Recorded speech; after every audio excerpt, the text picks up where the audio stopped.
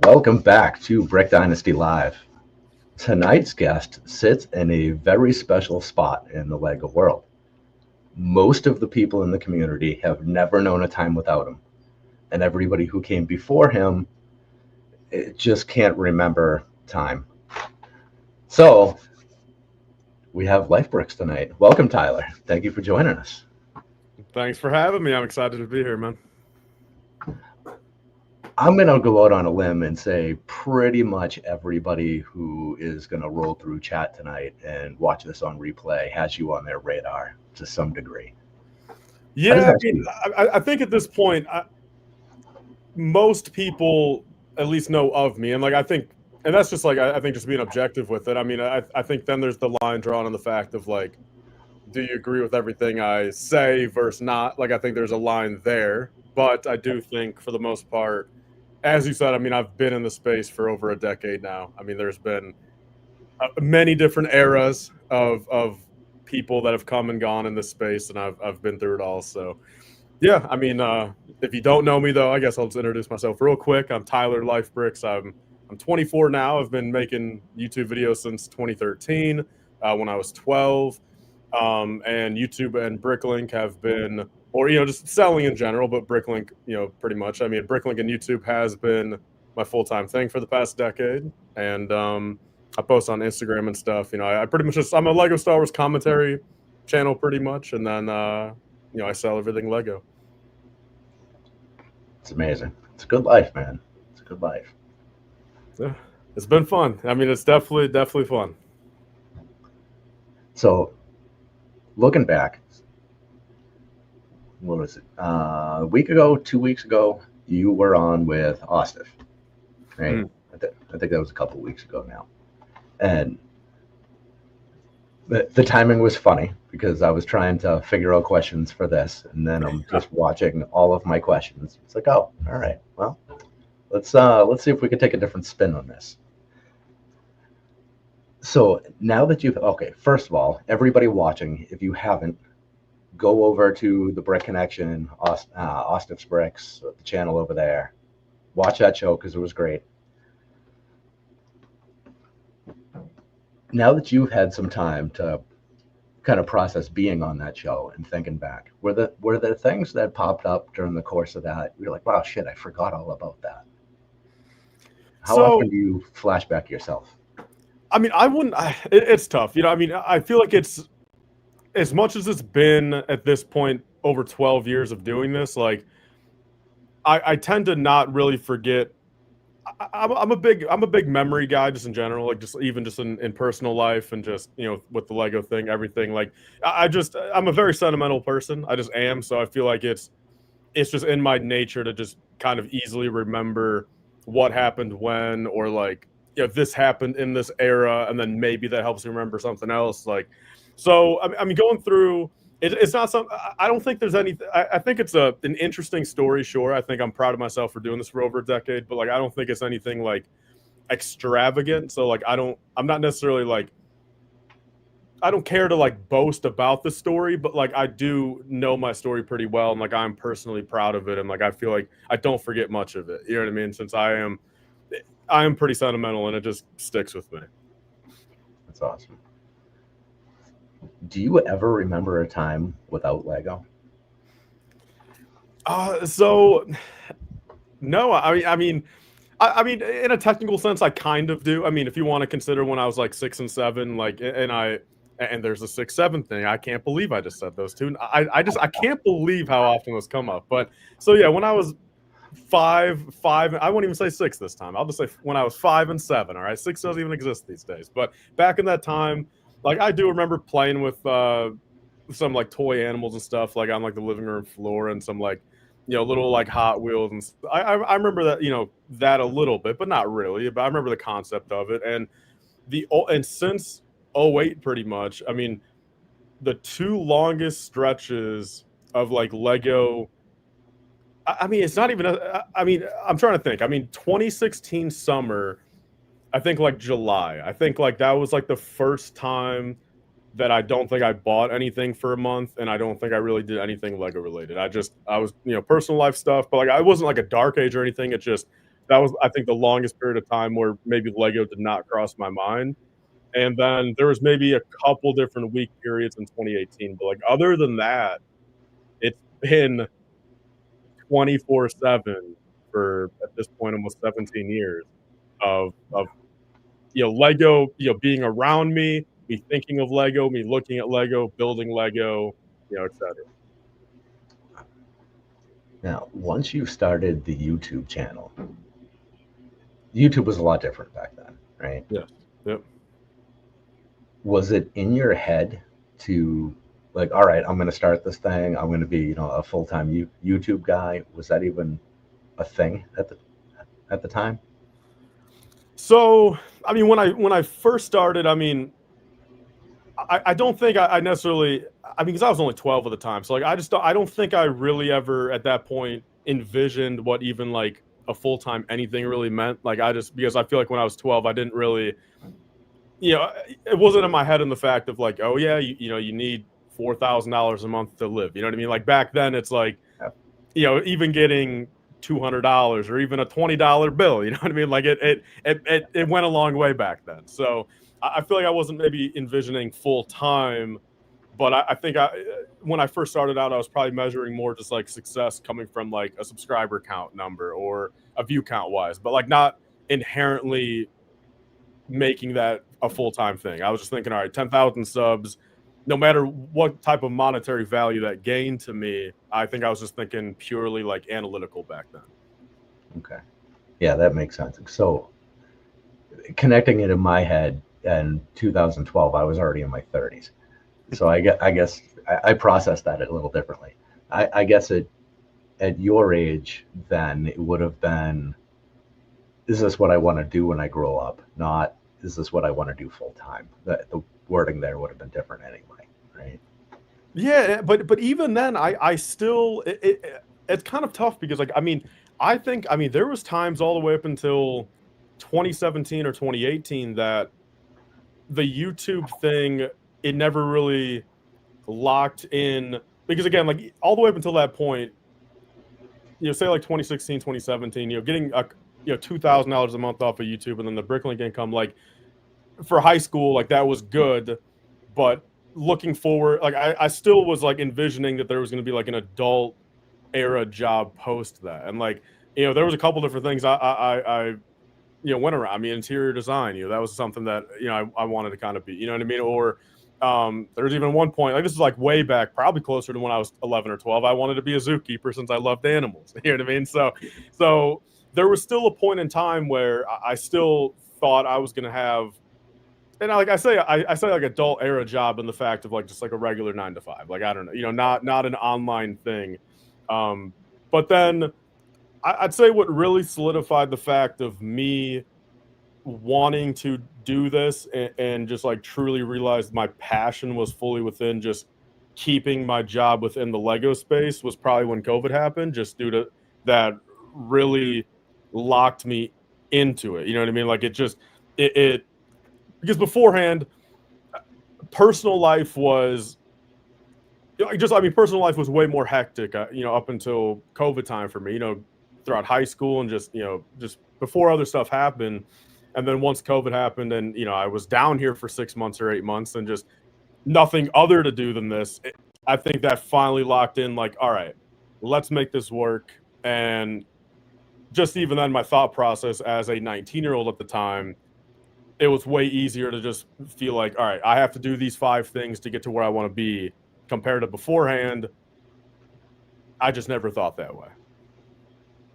Okay. Now, so during COVID, a lot changed personally. Did you see a lot change in the community right away too, as there was just hordes of new people coming in? So, or did it take a while to see that? I don't think I really saw it until probably mid 2022.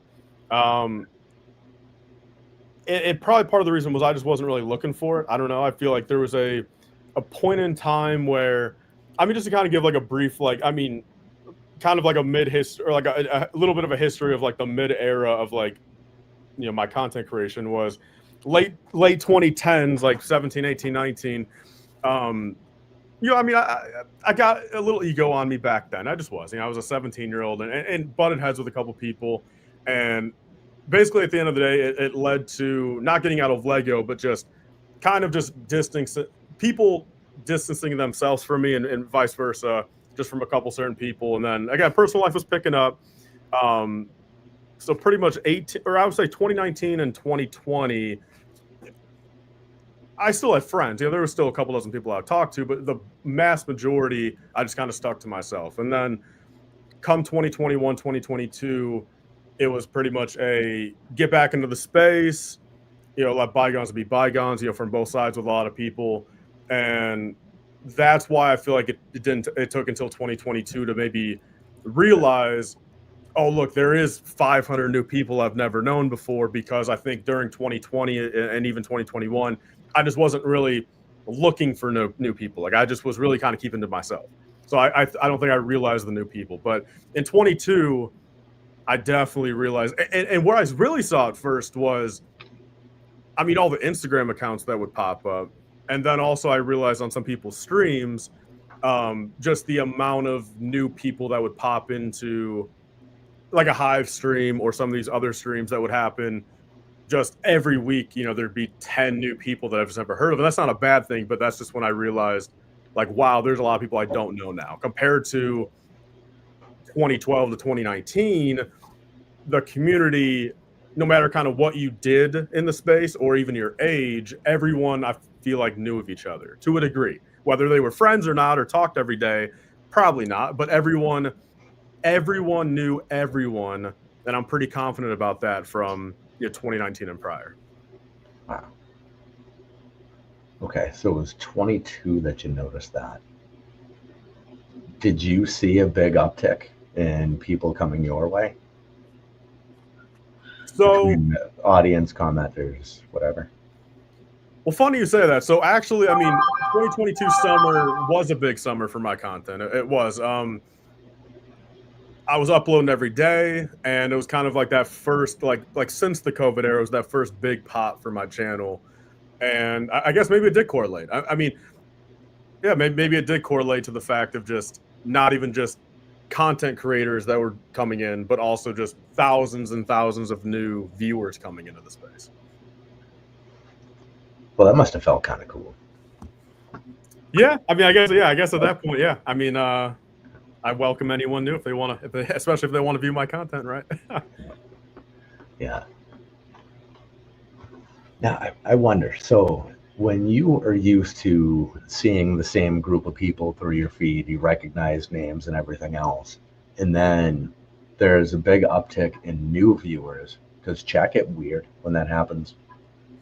Does everybody seem to mesh and get along, or do you get a bunch of stupid questions coming in and it gets weird for a minute? So I didn't even start live streaming myself until 2021. I did about 5 or 6 streams, and then really nothing up until like end of 22, early 23.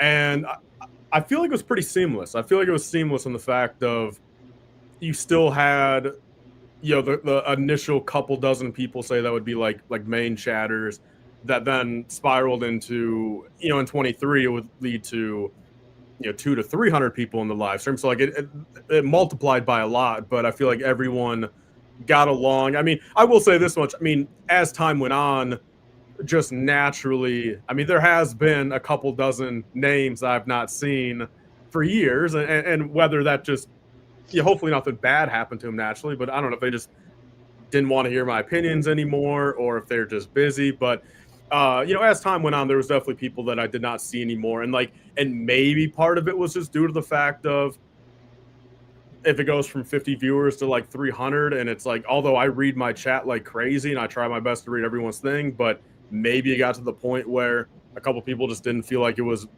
because my big thing on most live streams, like if I'm going to watch a live stream, especially in the Lego space, and my big thing is like, all right, if it's going to be live interaction is like the number one. I mean, that's the point of a live, pretty much. You know what I mean? Like, I think first and foremost is like live interaction. So if they're not feeling like they're getting that, maybe that's why they left. Although, again, I try my damnedest to be as much interactive during live streams as possible. So, if I failed that, I mean, I really can't be too mad at myself since I try.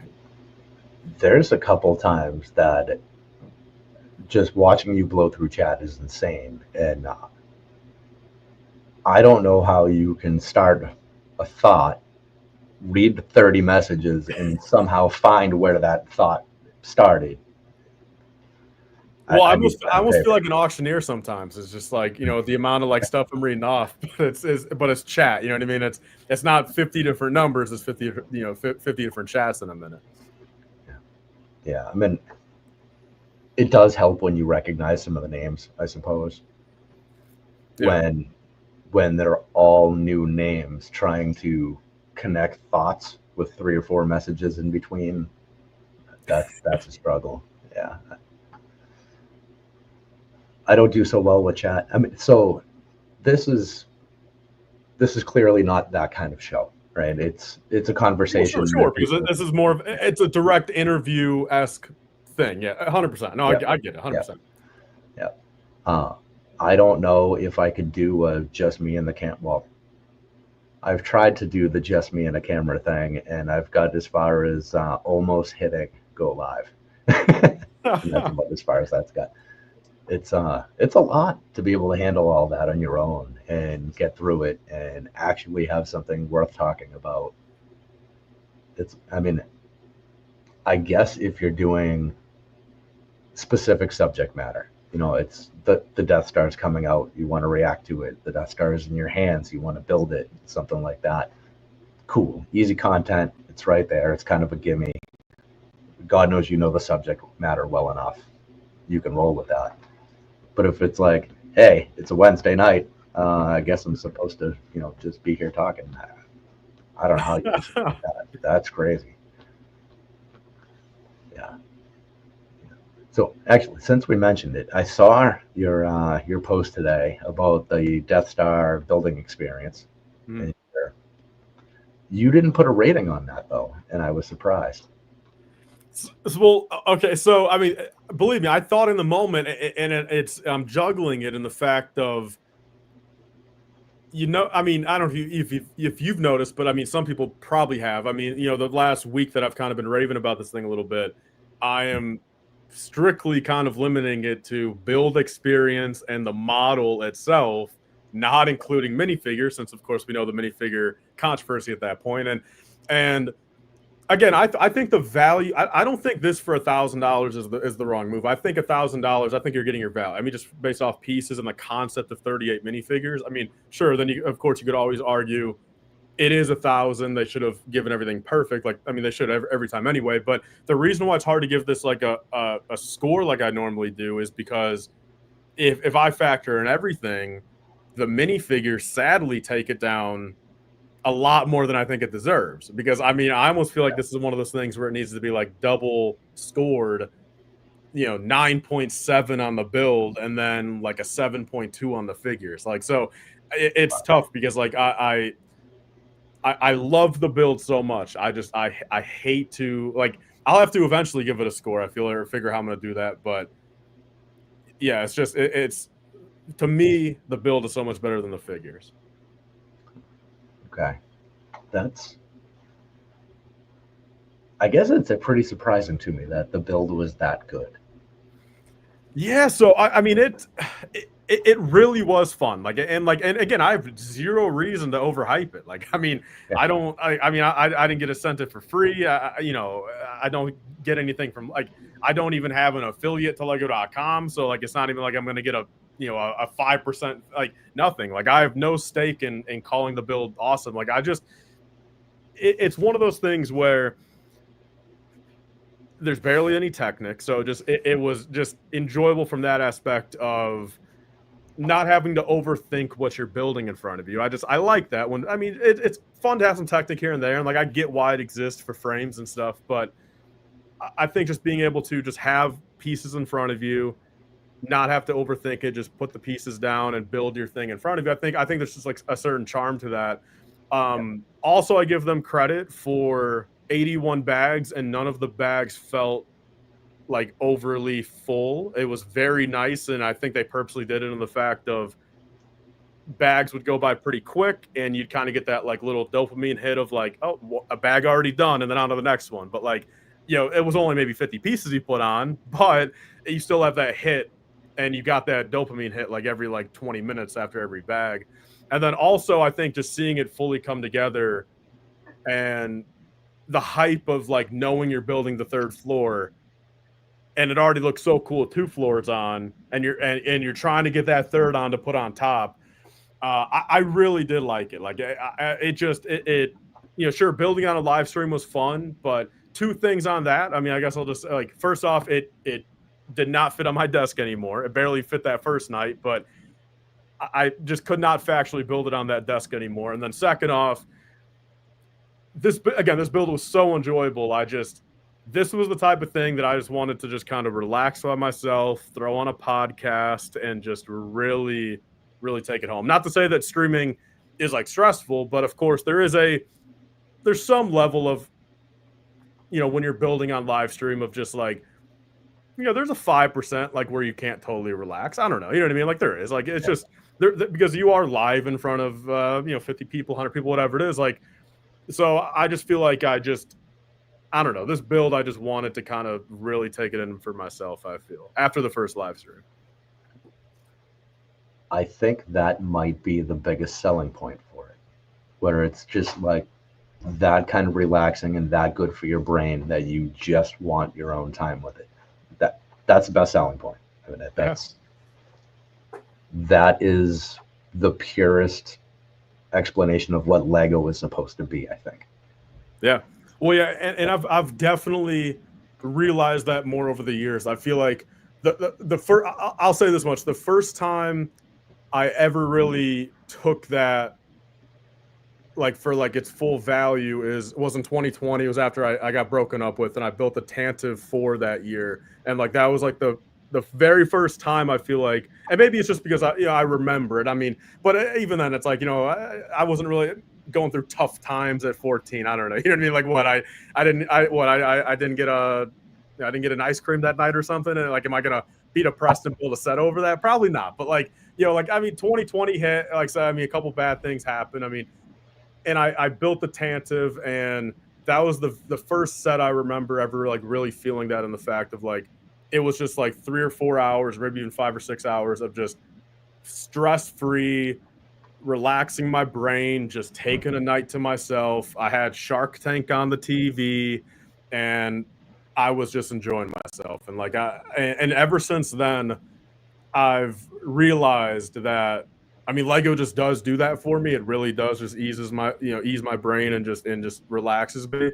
And I used to do it a little bit more, but I'm back to it. You've probably seen like in my Instagram stories, I'm back to like every weekend I try to get some building in just to de-stress after the week. And I'm back to that, where something to really look forward to. You work throughout the 5 days of work, and then Saturday, Sunday, build a bunch of stuff, and it really helps me de-stress. Yeah, it's a good reset button. Yeah. Yeah, I think that's why I like Creator so much. I feel like that's the best theme for therapy for me, because there's no thought. I mean, you can just completely turn off. They're so basic, so simple. Yeah, that's a good point. I mean, there's probably not even a Technic pin in some of those, right? I mean, there's probably not even a little pin or axle in any of those. They're so simple, and the Creator team is just, man, they're so good. Yeah, they're so good. I mean, they are. I mean, they've definitely. I mean, see, it sucks for me to say. Like, I think the Tiger from 2022, it was weird. I think sadly, I love Tigers, but sadly, I think it happened 1 year before that team like it just got really, really good, because then 2023 and beyond, like these past 3 years, literally every single 3-in-1 is fantastic. And the biggest thing with that is, for the longest time, there, sure, you could argue, the main build of most 3-in-1s were very solid, but I feel like most people could agree the second and the third build oftentimes really you could tell they were like total afterthoughts on the fact of just not good, just not, choppy lines, choppy angles. But the biggest thing I feel like these past couple of years is these 3-in-1 builds. All 3 builds I feel like could pass almost as the main build, which is fantastic. Yeah. That's a huge accomplishment. Yeah. You see some of the releases that are out these days, and it's one build, and you have to wonder why they put that one build on the shelf. Yeah, no, that is true. Yeah, it's they've done so well, and that's Lego in its purest form. I mean, that's just take a bunch of bricks and build with them and make something cool, and then do it again and again, and cheap and wild. Yeah, we don't get a lot of cheap anymore. Really not. No, I mean, I do. Yeah, I mean, I do agree with you. I think Creator is the best like face value theme. Other than that, I mean, it's tough. I mean, I don't know. I mean, I think some Ninjago. I think you get some fair value, some Ninjago if you're into that. I think Ninjago does a good. I mean, it also helps that it's their own thing, but I think most Ninjago sets have always been pretty good at the bare minimum, giving a good amount of pieces for your price, and then also tacking on a fair amount of minifigures for that same price. I think Ninjago's been pretty good at that. Yeah, it's which one is it? Tournament Battle Arena, I think, was just on sale for $30. It's got 6 minifigures. Yeah.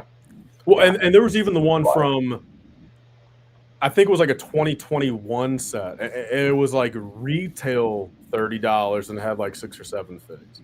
So like you would get it for 24, 20% off normally. And yeah, I mean, Ninjago, I think,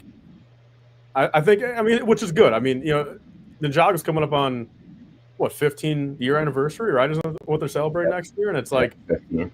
I think it shows that, I mean, I'm not into Ninjago. Like, I mean, besides the dragons, I'm into the dragons, but that's just solely due to the fact I'm just a dragon guy. Like, if it did not have the word Ninjago on it, I wouldn't care either way. Because I mean, and what I do with those dragons is I sell all the minifigures just to get my money back, because, I don't care about, Zane in this outfit. I don't know anything about Zane. I just want the dragon. But for them to go for 15 years with that and clearly amass a following, I think it just proves that it's almost kind of crazy to think like that theme came out during kind of like the golden age of like Lego made IPs, like right a little after, but right in that same kind of era of like Power Miners, Space Police, Monster Fighters even. And the fact, on one hand, it does suck that it's the only theme that outlasted that era, of their own IP. But on the other hand, I do got to really appreciate, honestly, I've never thought of it that way, but I just grew a whole nother, whole range of respect for Ninjago, for realizing that it is like the last surviving original IP theme from Lego from that era. Oh my gosh, I like Ninjago a lot more now. I really do. Yeah, I mean, and basically everything that they've tried since then has just kind of crashed and burned, right? Yeah. I really like Monkey Kid. I thought that was great, but short-lived. Dreams. I think Monkey Kid was a little too close to Ninjago. At least for me to, it was hard for me to independently think Monkey Kid was anything unique when Ninjago was next to it. At least that was just for me. It was hard for me to really look at Monkey Kid separate. I mean, although it is separate, but like it was hard for me to. They felt like the same builds to me, just with the different minifigure selection. Yeah, I mean, I guess I can see that. I also watched the show and really enjoyed that, so I think that probably contributed. Oh, really? You watched the Monkey Kid show? Yep. Have you watched the Ninjago show or no? Every bit of it. Yeah. Really? Wow. Yeah. I mean, damn. I mean, so the only time I ever watched Ninjago was back when it first aired, with the snakes. Back when it was just the snakes as the villains and the skeletons. Yeah.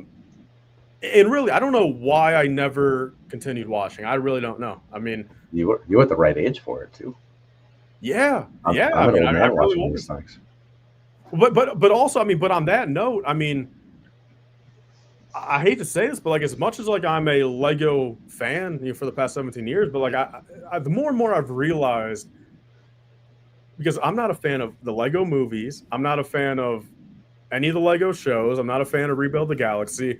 I will say this much: I think the biggest flaw in stuff like that for me is I'm not even gonna say the humor side of it, but just like I just I wish it was more serious tones with some of this stuff, but I know it's not because it's Lego and of course they're catering to a younger demographic, but I just feel like I wish there was more seriousness in this stuff. I just feel like the Lego humor just isn't my type of humor most of the time, if that makes sense. They do tend to get a little on the goofy side, right? So I get that. I think that's kind of why I like it. I'm also a dad, so that Sure. translates to future Well, dad so, jokes. so like, I mean, you watched both the shows with your kids, probably, right? Oh no. Oh, just, No. hey, I got to respect it. So you're a fan. So you choicefully watched it for yourself, and you ended up really liking it, and it was Yeah. just for yourself. Yeah, it Oh wow. actually Okay. started because we were building and selling a lot of the sets from bulk lots and putting them together. And it's like, okay, well, what the hell is this thing that we're selling? Sure. It's right on Netflix. Why not throw it on? And then I don't know what it was, 40 episodes later, it's like, oh shit, man, I'm pretty deep in this now. And yeah, so yeah, it just kept going, and I really enjoyed it. I mean, the kids have watched some of it with me, but Mhm. yeah, the majority of it's been solo. I guess real quick, I'm curious on the topic of TV outside of the Lego stuff. I got to know, what's your favorite TV show of all time? Of all time, um, Buffy the Vampire Slayer, Wow. probably. I mean, see, I respect that pick. I've never seen it yet, but that's on my top 5 like short list of like I do want to watch it eventually. So I Yeah, can respect that pick. yeah. I mean, the Joss Whedon stuff, Firefly was great. Love that one. Um, I watch so little TV. Um, Nothing even jumps out, and I'm sure I've seen a lot. I'm just completely spacing on it. I kind of like that the campy humor with a little bit of sci-fi horror twist to it. Mhm. Stuff that just soft on your brain doesn't require any thought. You know, Sure, sure. which is great for it's sorting or just putting your mind in two places at once, and you can do okay. I love that. Yeah, no, I mean, no, I do agree with that. I mean, you don't want to be. I mean, there's been times where, of course, if you turn on a show or a movie that ends up needing you to think more than you wanted, I mean, then you end up focusing on that, and you can't do the other thing at hand. So no, I agree. I mean, Yeah. so is this? I mean, do you just watch TV when you're sorting though, or do you ever have time, or do you find time to watch TV independently? Pretty much never. I'm usually So it's doing always a something multitasking else. thing. Yeah, yeah. I started watching Borderlands about a month ago, I think, Mhm. and I'm struggling to do two things at once while that's on. So I can't keep that on for very long. I get sucked into that. So it's 20 minutes and I have to walk away. But yeah, I forget how I even ended up watching that. I hadn't intended to. I think it was just it popped up on the screen and there was I don't know somebody was exploding or something. It's like all right, we'll watch that. I'm a sucker for gore whenever it's available. So Yeah, I mean, it's weird. Like, I'm not gonna. I don't necessarily seek out gore, but I've always found it strange in the fact of I'm fine with like 99% of like on screen. Well, should I say fictional gore? Because like yeah, I don't watch like those videos on the internet of so and so happening. Like I can't watch yeah, that. Like it's weird. Like fictional gore. Like, but at the end of the day, it's weird because it's like it's still gore and like blood and stuff on the screen. It's weird that like my brain can like trigger if it's fictional or not, because fictional gore I have no problem with, but real life gore, I've got such a weak stomach for it. Yeah. Yeah. I don't want to watch the real stuff because I don't want to give it the watch time Sure. because I feel like that just like instigates people and just makes them want to do more Just to do stupid even things. more. Yeah, that's a good point. That's a very good point. Yeah.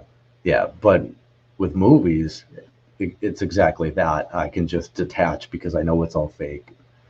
You know, back in the early DVD days, I watched every behind the scenes making of everything. You know, watched all the practical effects and saw how all those things are done. So now I'm just like immune to it.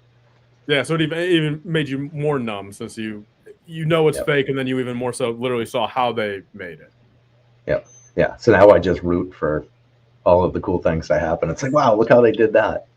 Well, So one thing that's always stuck with me from like a gore level is, I don't know, is the name, I don't know if the movie's called Terrorize or Terrify, what it's with that, it's with that Art the Clown guy, but it's the first yep. one when he chainsawed the girl in half, and that still sticks with me. Like, not like it doesn't like scar me, but like that is one piece that it's like when I saw that, I just knew that was gonna be ingrained in my brain forever. Yep. Yeah. That was a messy one. Yeah. Yeah, crazy Yeah. movie. Yeah. I never watched the second or third one. Same. I never I watched didn't it. I didn't really feel a need to. It's like I saw the first one. I figure I get the gist for the second and third. I don't need to do it again. But Yeah, that's fair. you kind of have when we have a Spirit Halloween like a block away. The kids love it. It's almost like going to Disney. We can just take them there, hang out for an hour, and screw. You know, there's like whole sections that are just that clown. It's like, all right, well, you kind of have to know what the character is. You know, it's such a pop culture thing. You know, Well, unless I'm wrong, I mean, I can give that clown credit for like becoming so popular in the past like 7 years, unless I'm just mistaken, and like that was like a character from 30, 40 years ago. But I think that's like a totally new IP, right? Like from yeah, I like think so. 2018. So the Yeah, fact that he's become so popular in an era where everything is just remakes of everything, and trying to, rehash this, or bring back this character, like if that truly is a totally new IP clown, I respect him for doing what he's done in the modern era. yeah. I mean, there hasn't been a new horror franchise, a successful one, in a really long time, as far as I'm aware. Yeah, besides this art guy, I mean, the one prior to that, I mean, would be like maybe the Purge movies, right, from the early 2010s. I mean, the Purge movie. I mean, Yeah, I know that box office wise, they severely fell off on the last couple, but at least those first two or three, I believe those did super well. yeah, yeah. But if you go, okay, so you got the Purge, whatever it is. Was it The Conjuring? Is the one that Annabelle Oh, came from? yep, yep. Whatever that is. But all of these movies, they're great. It's a franchise. There's a bunch of them, but you don't get that one main awesome character. You don't have a Pinhead or a whatever it was, Leatherface there, or Freddy, Jason, Michael Myers, Yep. Chucky, the names like that. Huge gap. Uh, what was the most? Oh, whatever he's called there, the one from Scream, Ghostface, right? Ghostface. Yeah. Yeah, I think he might have been the newest prior to Art the Clown. There's just a huge gap there. Wait, real? I mean, so Ghostface isn't as OG as it seems like he is. I mean, and maybe I'm just saying that because I'm younger, and like, I've always just envisioned. I mean, so what? Ghostface is way newer than like Michael Myers and them, or there's like a Oh little yeah. gap? So the majority of the big franchises were late 70s, early 80s. Mhm. Then I'm trying to think. Yeah, because Chucky was probably 88 or something, the Child's Play movies. Scream didn't come out until I think I was in high school, 95, 96, somewhere in there. And then there Wow. was that huge gap. Yeah. I mean, I mean, I always thought Scream came out just with the other ones, but I guess not. Yeah, yeah, yeah. There's a pretty big gap in there. See, maybe 10 years, something like that, and then big drought. Yeah, I can't think of anything that. Oh no, there was one. Jigsaw from the Saw movies was in between Oh, there. yeah, I've never even seen those. Yeah, I don't know nothing about that guy. But so what he Yeah, came out what 2000s? yeah. That was probably early 2000s. Okay. But yeah, so there was still a decent gap. It was, I don't know, 8, 10 years between Ghostface and Jigsaw. Yeah. It's been a while. So, yep, we're due. Something had to happen. I guess we have Yeah, we got art. art, yeah, and and just like the rest of them, I think that one started off with a super low budget too. And then well, I mean, what was the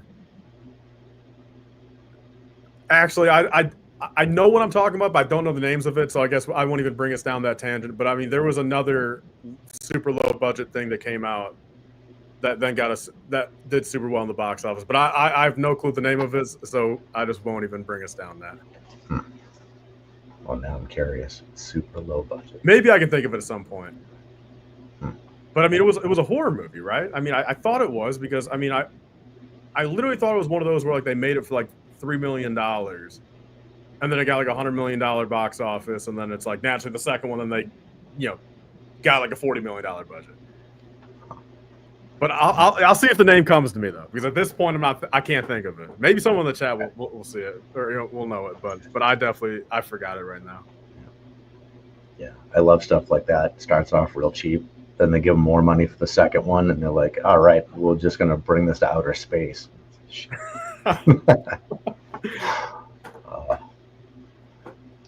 What was that? Was it Doom? I think it was Doom Part 2 that they brought to outer space. I'm trying to remember now. The first Doom I actually really enjoyed. Like when it had like no business being in space, they just put it in space for no reason. Yeah, I don't think they could come up with a good plot line. So like, yeah, all right, we'll go this angle. It's I never played any of the games, so maybe it made sense related to that. It's like, I don't know why you're here and what you're trying to do, but all right, let's go with that because it's on Netflix. I got nothing to do. I like the first one. It actually turned out pretty good. I think it was Doom. I have to remember that now. But it's like it was just a bunch of monsters and dark scenery and huge guns. Okay, we'll give that a shot.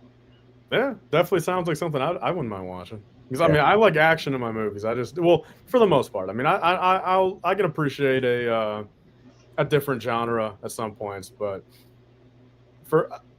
I don't know with how many movies are in existence, I feel like if I'm going to narrow it down to one new movie a month, say, if I'm going to devote that one time a month, I feel like there needs to be a little action in there. Get your blood pumping a little bit, kind of get your edge of your seat sucked in a little. Yeah. I mean, the last one I watched, I don't know if you've seen it. It's the Tomorrow War. It's an Amazon Prime original. It came out in 2021. It has like Chris Pratt, a couple other people in there. Super good. Super good. Tomorrow War. Okay, I'll have to check that out. Ironically, it seems like with most things I like, I mean, a lot of these movies I end up really, really liking. They've also got like a 30% on Rotten Tomatoes. So I'm not in the mass majority of consensus of those movies. But I don't know. That's just how I work. And again, like I mean, there's no reason for me to especially like a movie like that. There's no reason for me to think the other way it just doesn't benefit me. Like, I mean, if I like the movie, I'm going to like the movie. And it's very coincidental. Like with a lot of things, including Lego, it seems like some of the stuff I like, ironically, a lot of other people don't. And people think I say it just to be the opposing side, but I literally don't fake anything I say. Like, I mean, as much as people might not think, like, all of my opinions are like 100% how I think. I mean, there's no reason for me to fake anything. Yeah. I have noticed that people are like, oh, come on, man. What do you mean? Yeah, I mean, Uh, just it's like, but like, I mean, on one hand, it's like, I don't know, like, I mean, does that not make you think a little bit? All right, and the fact of like, all right, like, say my Empire Strikes Back take, it's like, does it not make you think in the fact of we've gotten to the point where people expect someone else to like it because them, they and other people like it's just, I don't know, it's one of those things that's like, I don't know exactly how to put it, but it almost just seems like it almost like kind of proves my opinion on like a lot of the hype around some of the stuff being artificial, because their first instinct is to wonder why I don't like it because majority of other people like it, solely due to the fact of majority of other people like it. Like they don't grasp the fact that there's a 20% base that doesn't like this stuff because the 80% number is larger than the 20. And that's what makes me feel like some of that 80% got put into there solely due to the fact that's the bigger number of the two, and the people want to go with the bigger number versus versus the smaller number. Like that has to be some, like, I'm not saying all, like, I'm not, because in turn I'm not sitting here saying that no one should like Empire, but I will always stand by the fact that some of this like super popular stuff on this planet has only compounded its popularity due to the fact that maybe naturally 51% of people think it's cool, but for it to get up to the 80-90%, it only got there because the 51% of people liked it versus didn't. Like the bigger number liked it versus not, and then it spiraled. Although I feel like some of those people might not truly think that, they're just following the trend, following the bandwagon, and siding with the side that I feel like they think they'll gain the most from, if you get what I'm saying. well, I think part of it is it's real hard to detach yourself from nostalgia and sentimentality, or I don't know if that's a word, but just being sentimental, right? So your parents or whoever grow up with the original trilogy, right? So right away, that's going to be the best for them forever. They're never going to let go of that. Their kids grow up with it.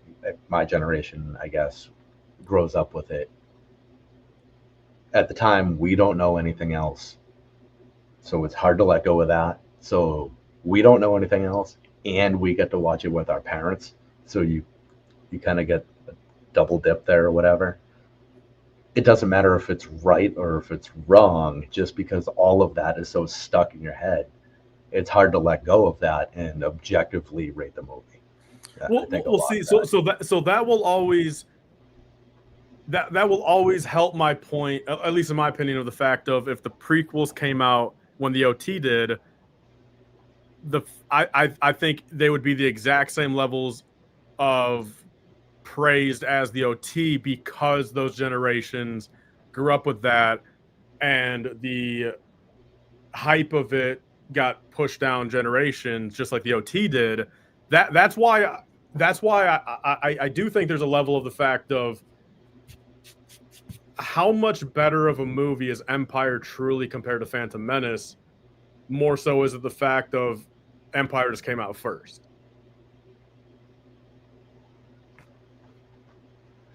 See, I mean, tough. see, and that's something factually no one will ever know. Like we will never be able to know that because history has been like that. It's been out for 50 years. Like we'll never know the inverse of it. But that's just what makes me think. Is just if some of this stuff happened inversely, I am willing to bet it would be praised just as much. And that's not even just for Star Wars, but even some of this other stuff. Like, like I view stuff like that, I feel.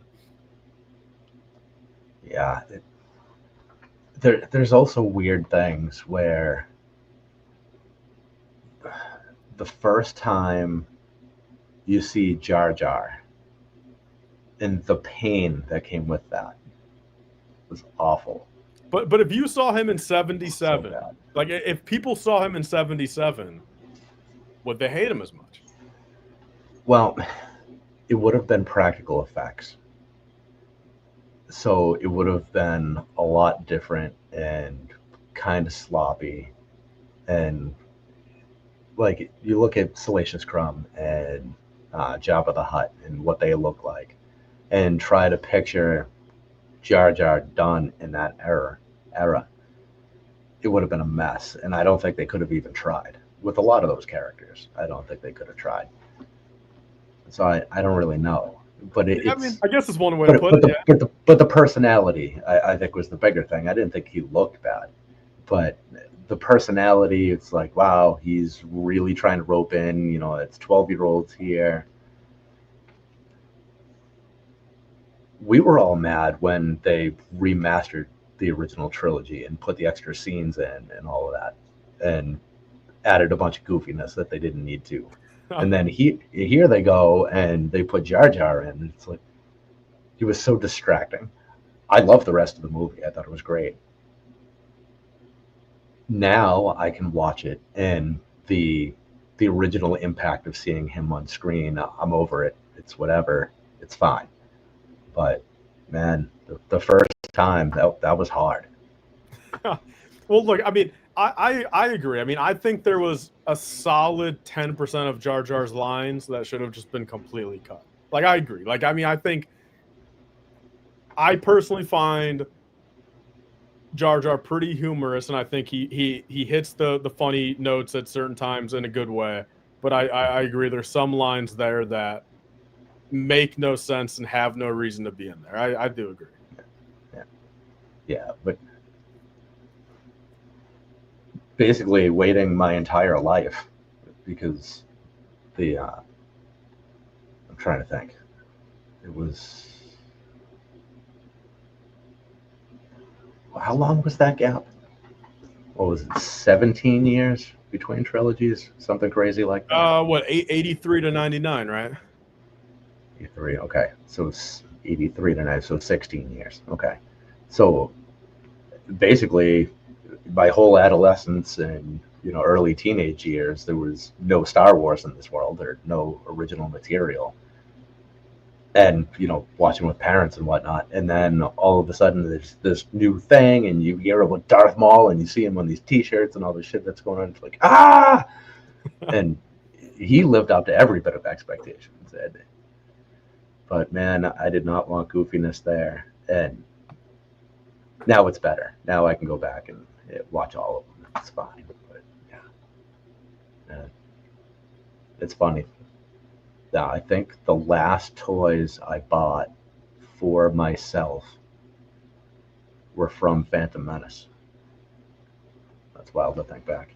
Oh wow. Well, this is something that honestly I've never viewed it this way, and I'm curious your opinions on this. So, because you brought up just a little bit ago the fact of, yeah, sure, the people that grow up with certain things, like I think they're automatically biased towards nostalgia, but I'm curious your take on this and the fact of, as much as I am in the age demographic of the prequels, I didn't see any three of them in theaters, and my first exposure to Star Wars was watching all six. I believe my mom actually made me go 4, 5, 6, 1, 2, 3 actually as well. So, wow. So in a technical sense, me as I mean, this was like 07. So like it was a little, I mean, it was right then and there, but like, I never saw the prequels in theaters, and I'm pretty confident I saw the OT first, technically, like in my timeline, yet I still sit here 15 years later, 18 years later, whatever. And again, like I would, am I really biased or skewed towards the prequels if I did not actually see them in theaters? Like, I just think those always resonated better with me. Or I mean, or as you were saying, at least for Phantom Menace, I think Attack of the Clones and Episode 3 don't really do it as much. I mean, do you think it's just in the prequels DNA to attach to a, say, like sub 15-year-old way better than the OT? Do you think it's just in the prequels DNA to do that? Because even if I saw them all at the same time, I ended up still being a prequel fan. I came out a prequel fan, not an OT fan. Yeah, I do think they they built it in a bit for a younger generation. Mm. But also looking at the timeline of it, it's visually it was much better. The audio was much better. It was more colorful when it was supposed to be. When it was darker, it was actually like truly dark, not like somebody just hit a button on a dimmer to make it, kind of dark, because technology had come a long way. And when you're in the 2000s and technology is in that spot, and that's what you see on TV every day and everywhere you go, you have that level of expectation. This is what a movie is supposed to look like. So when you rewind, 20 some odd years, visually it's very outdated. It's hard to adapt to that. Like now, So that's a really good point. I mean, because that's not even really so much in the DNA of the movie as much so it's just factually when they were produced, it benefited it towards a younger generation. Like, right? I mean, because again, I think Phantom Menace, sure, you have the Jar Jar in there, but I think 2 and 3, I mean, there's no Jar Jar equivalent stuff in 2 and 3, right? I mean, so I do think you're right in that actually, and I didn't really think about that. I mean, just it looking more natural at that time, and I guess, and even more so forever now, because even if you show it to a 6-year-old now, I mean, I still think the prequels hold up, but like the OT is even more outdated now. Like it's one thing 20 years ago, but now it's 50, 40 years. It's like, yeah, I mean, I could imagine not many sub 10-year-olds are too visually appealed to A New Hope. No, I mean, these days you don't even know what's real and what's fake anymore because technology. AI is getting crazy. I don't know if you've been. I mean, it's scary. These past couple weeks, especially, or like this past couple, like maybe 2 or 3 months, like it's. Have you seen some of those comparisons of like AI in 2022, like of trying to have a guy eat spaghetti or something, like, and it's like it looked terrible. Like, I mean, it was a big blob of everything, but now it looks like a real person with every proper movement taking a proper bite of spaghetti now. It's crazy what has happened in a couple of years. Yeah. One of the guys at work was showing me one of those stupid the slap fight things that they do. I don't know if it's owned by the UFC guy or whoever that is. Yeah. And he's like, you got to see this. So he shows me 2 like monstrous guys just slapping the shit out of each other. Yeah. And then he shows me another one where a guy gets hit and like his eyeball ends up down here and the side of his face is just a mess. The second one was AI. I couldn't tell that it wasn't the real first guy from the beginning of the video. I had no idea. It's like, it's scary. I mean, yeah. It does. Now I don't watch the news anyway because half of it's bullshit, but most of it's bullshit. But now it's just going to get worse. It's tough. Yeah, I mean, it's to the point where, well, I'll say this much. I mean, without getting into like exactly what it is, but I mean, my dad has been fooled by AI probably about 20 times in the past 6 months, and it's like, oh, I mean, I feel bad on his behalf, but like it also just makes me think like just how many more people are, at any, because again, it fools me. Some of it I truly do get fully fooled, but I feel like I still have a little bit of an eye for, like, even if it looks real, it's like, is this physically like, I just don't think it's physically. We would not have a video of it. Like, again, like, lions jumping on a trampoline. It's like it looks really real, but it's like I still instantly go to the fact of like there's no lions jumping on a trampoline. So like I feel like that's still I'm good with a couple of those things, but I mean, I hate to say it, but like people like my dad, it's like, because I mean the amount of things he's shown me and told me, and I'm just sitting here like, dude, like it's AI, and I feel bad telling him that, but it's like it's only gonna get worse for everybody. Yeah, it's like this kid was getting attacked by a bear and the dog came and saved him. It's like, no, that was a Shih Tzu. That's not taking down a bear.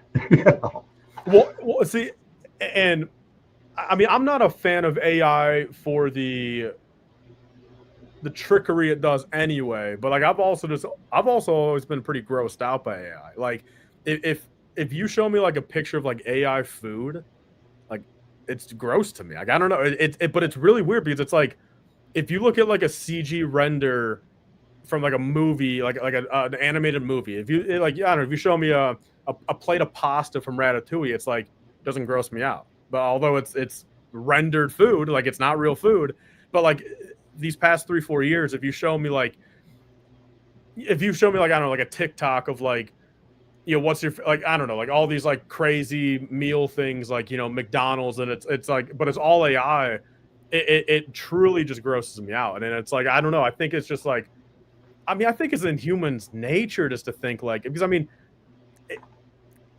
I don't know. It's because at that point, it's not like, when looking at fake food, you can't blame that on like uncanny valley, but it's like, there's got to be something in our, how do you, like, when you see, like, say for an example, like if you see a plate of AI food, does it make you feel any way, or do you just not think anything of it? Are you grossed out by it? Are you just like thinking like, it feels wrong, or if I've ever seen AI food? I really don't know if I have. I mean, except for the stuff that's obviously AI, like it's intentionally ridiculous. Because you see the videos where it's like, oh, I was at McDonald's and I found a mouse in my food, and yeah, that wasn't in the food. I don't think I've ever seen food that was supposed to look like food done in AI though. Well, I'm glad you haven't, since if you're anything like me, it would gross you out. So I'm glad you haven't been put through that yet. All right. So is it a texture thing? Is that what the problem is? Because that seems to be the biggest problem I've noticed with a lot of things. Is they're too shiny a lot of times. Well, that's a good point. But it also, but it makes me question though the fact of like why I'm fine with seeing like cartoon food.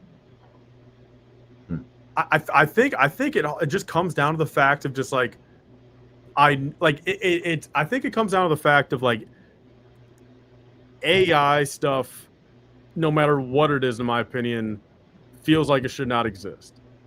Versus, I guess, like a cartoon food, it's like, all right, this was part of the plan to make this for this story. Someone designed this. They still drew it. They put it there. But AI, I just feel like should not exist at all. At least that's what I think. I do like having AI as a secretary.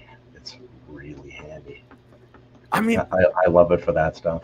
Well, see, I've never had to use it, and it's like, and it's crazy to think that like now people like in school, all they have to do is just AI everything, and then just ask AI for answers to this, and that. It's like, I was never a big like trying crazy hard in school, but like I respected the hustle of like maybe trying to cheat or find an answer here and there. But like, but now it's just, now all you gotta do is just AI to cheat, and I feel like taking the easy way out. Yeah, I remember the teachers telling us that you had to actually learn math for real because you weren't just going to walk around in life with a calculator in your pocket. Yeah. Oh my gosh! And now we all do. Yep. Yeah. A calculator and a phone and a TV and a computer and anything else you want in life. Yeah. And we didn't even think we'd have a calculator. It's crazy. Yeah, so we had to learn some shit because none of this was supposed to be in the future. Well, maybe you have, since your line of work. I'm not sure what you do for outside of this. I don't know if you, but like, have you ever had to use the Pythagorean theorem or no? Frequently. Yeah. Okay, so it's in your line of work, probably, right? Yeah, I work in construction, so. Okay, all right, okay. So, all right, you're an exception, all right, because there's a good majority of the United States or the world that have never had to use that theorem ever in their life since school. Well, so that was my mindset, and I failed algebra twice in school, and I failed geometry. I didn't think I was ever going to use any of it. What the hell did I need that for? And then, I was in for a rude awakening. But the advantage there is none of that stuff is actually hard if you have a decent teacher. I've been in construction 25 years now, and when I started, I was taught in the field, and then you just learn. You didn't need to be beat over the head with it in school. You just figure it out later.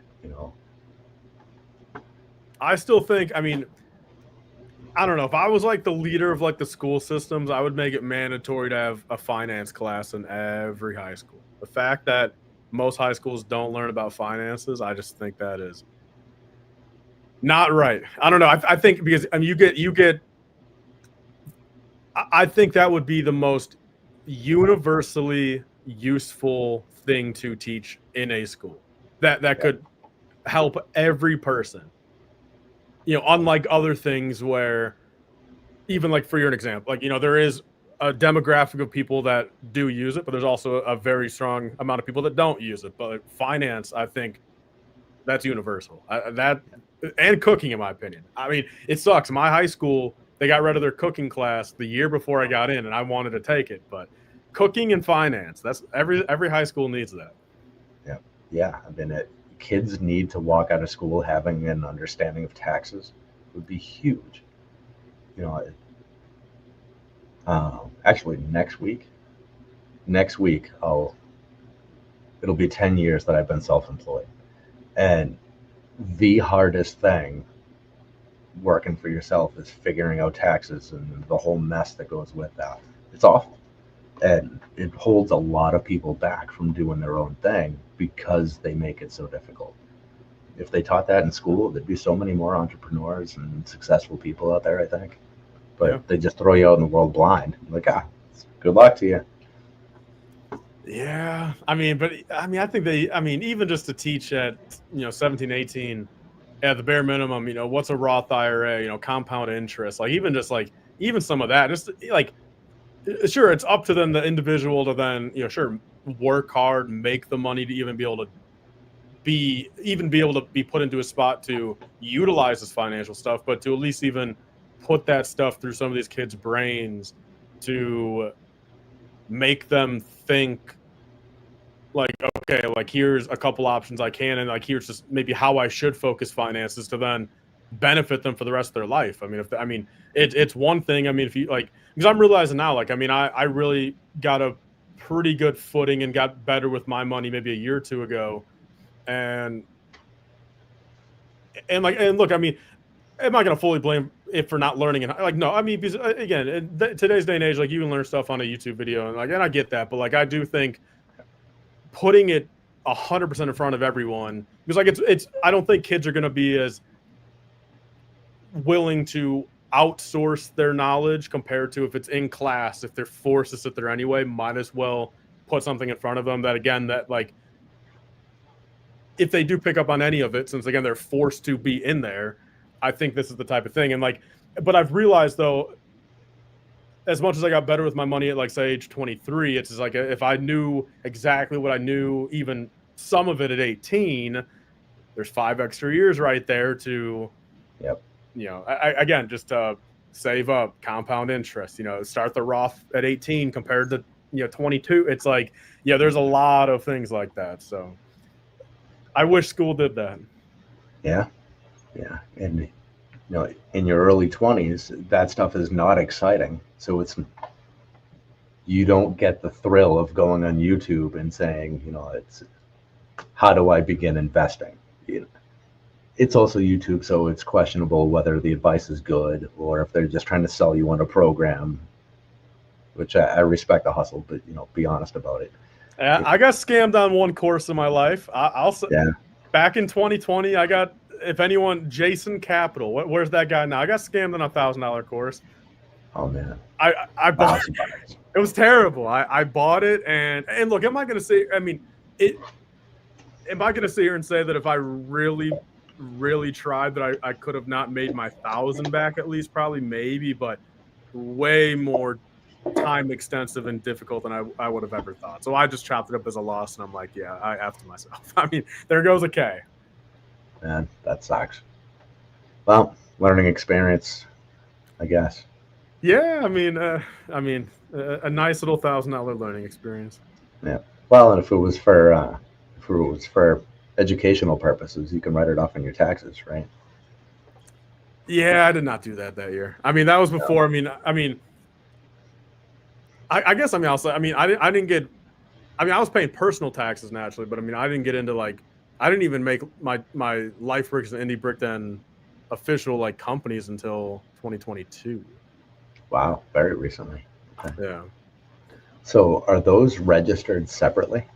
they are. Yeah, they're two separate things. Yeah, Yeah. I just figured. I mean, initially that was probably the better move due to the fact of LifeBricks is probably always going to be an individual like just me versus Indie Brick then could lead to other people. Like it's not like LifeBricks is me technically. Indie Brick then is just the name of the brand kind of, and the fact of like there could be 10 other people that work on it, whether it's employees or just partners or whatever, versus LifeBricks is solely just me. So I don't feel like I want to mix those. Okay. That makes good sense.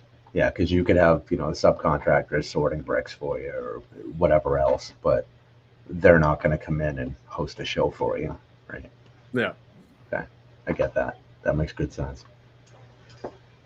Yeah, I actually really like that. I've I don't think I've ever started a business with the intent of being the only person. The whole personal brand thing never really occurred to me. And at Brick Dynasty, I think there's 8 of us. So Well, so yeah, so yours is all integrated Bricklink YouTube, like anything to do with it, it's all yep, just all under one. yep. And there's not a single portion of the business that is just me involved with it. Sure. Yeah, I mean, nobody gets paid. So we have uh, Derek and Corey write for our blog. Uh, they get affiliate commissions from whatever comes in from them.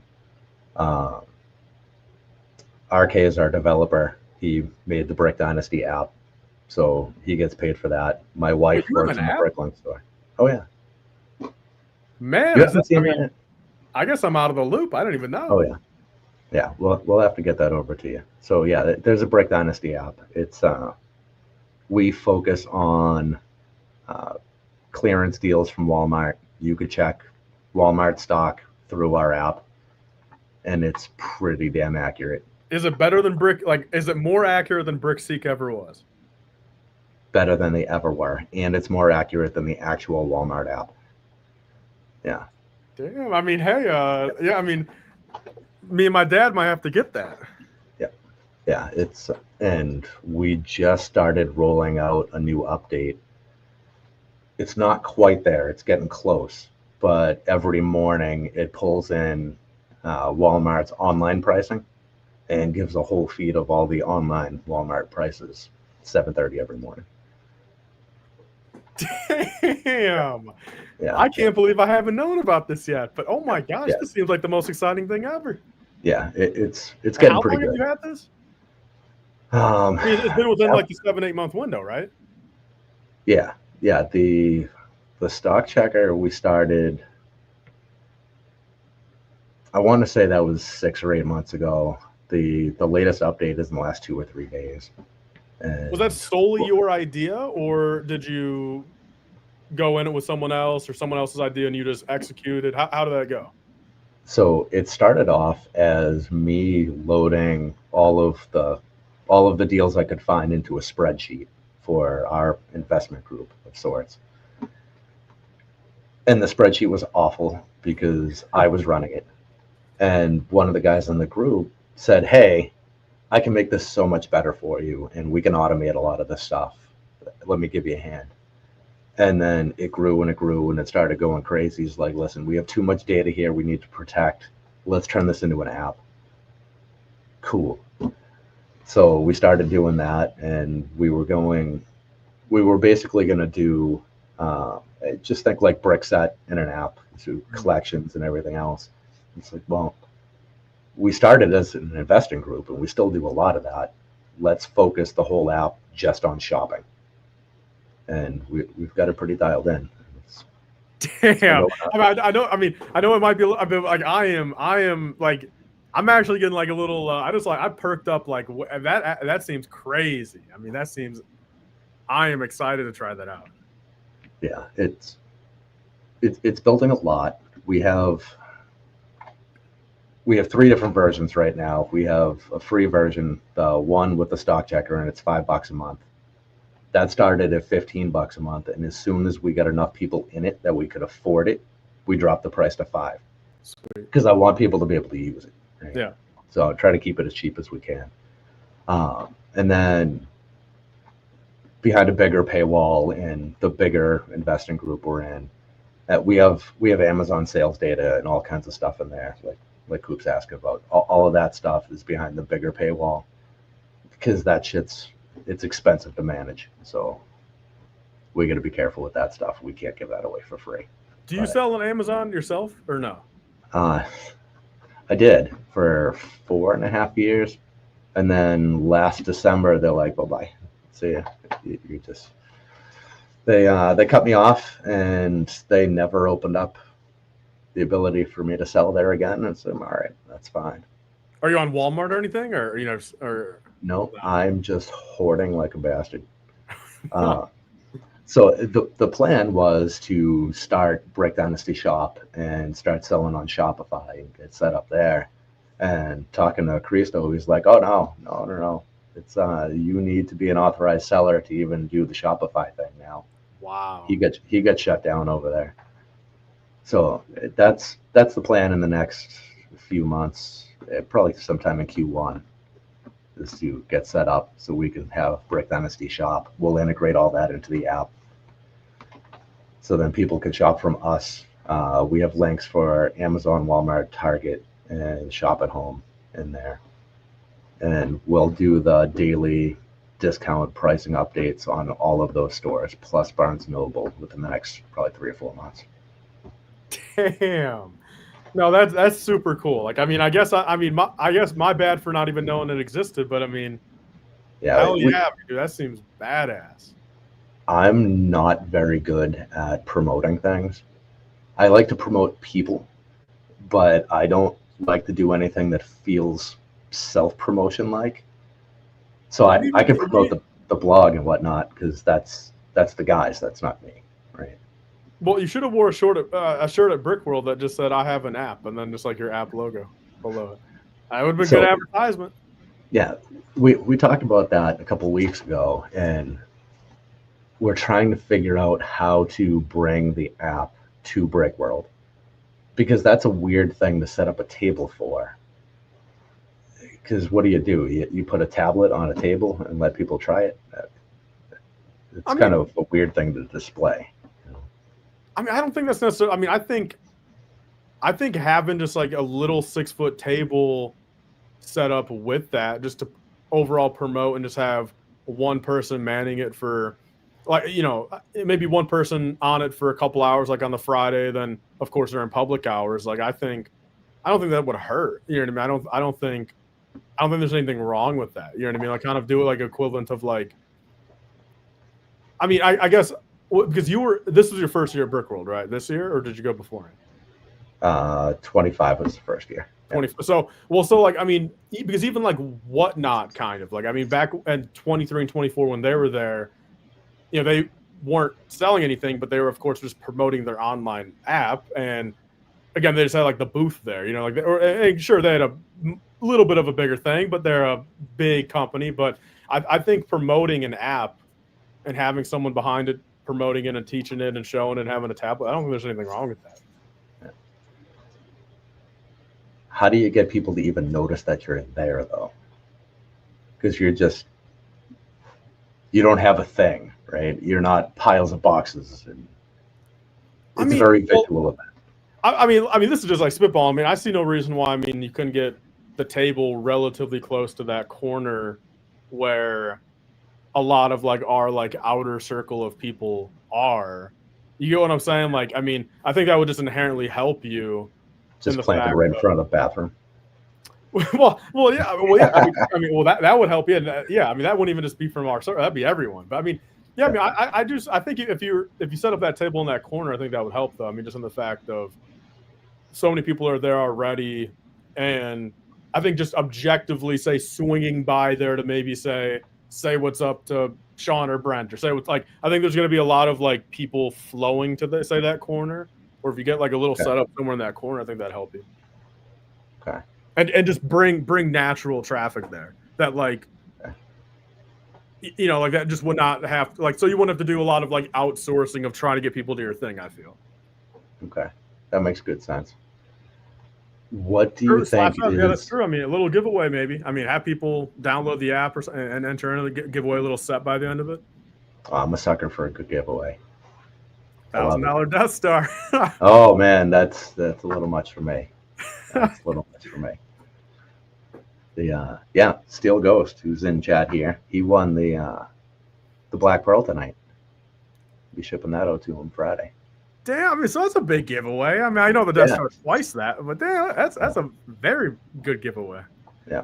Well, we were pretty excited. We broke 500 subs last Wednesday, so that felt like a big milestone. It felt good. So we try to give back. You know, people have been good to us, coming and hanging out all the time. So I like that,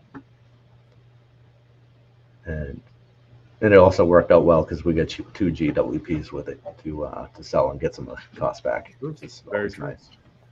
I still can't believe how well that compass did. That was crazy. Is it 100 plus? We sold it for 95. I think I heard it's going 150 now. Wow. So I mean that's a 150 spot on what Black Pearl was. I might be wrong in this 360.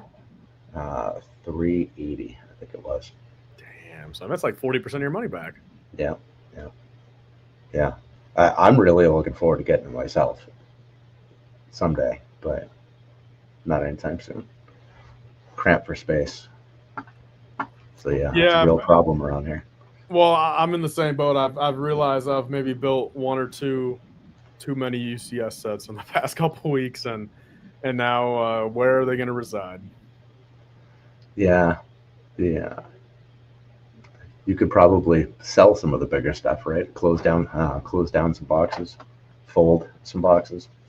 Well, so I mean, boxes.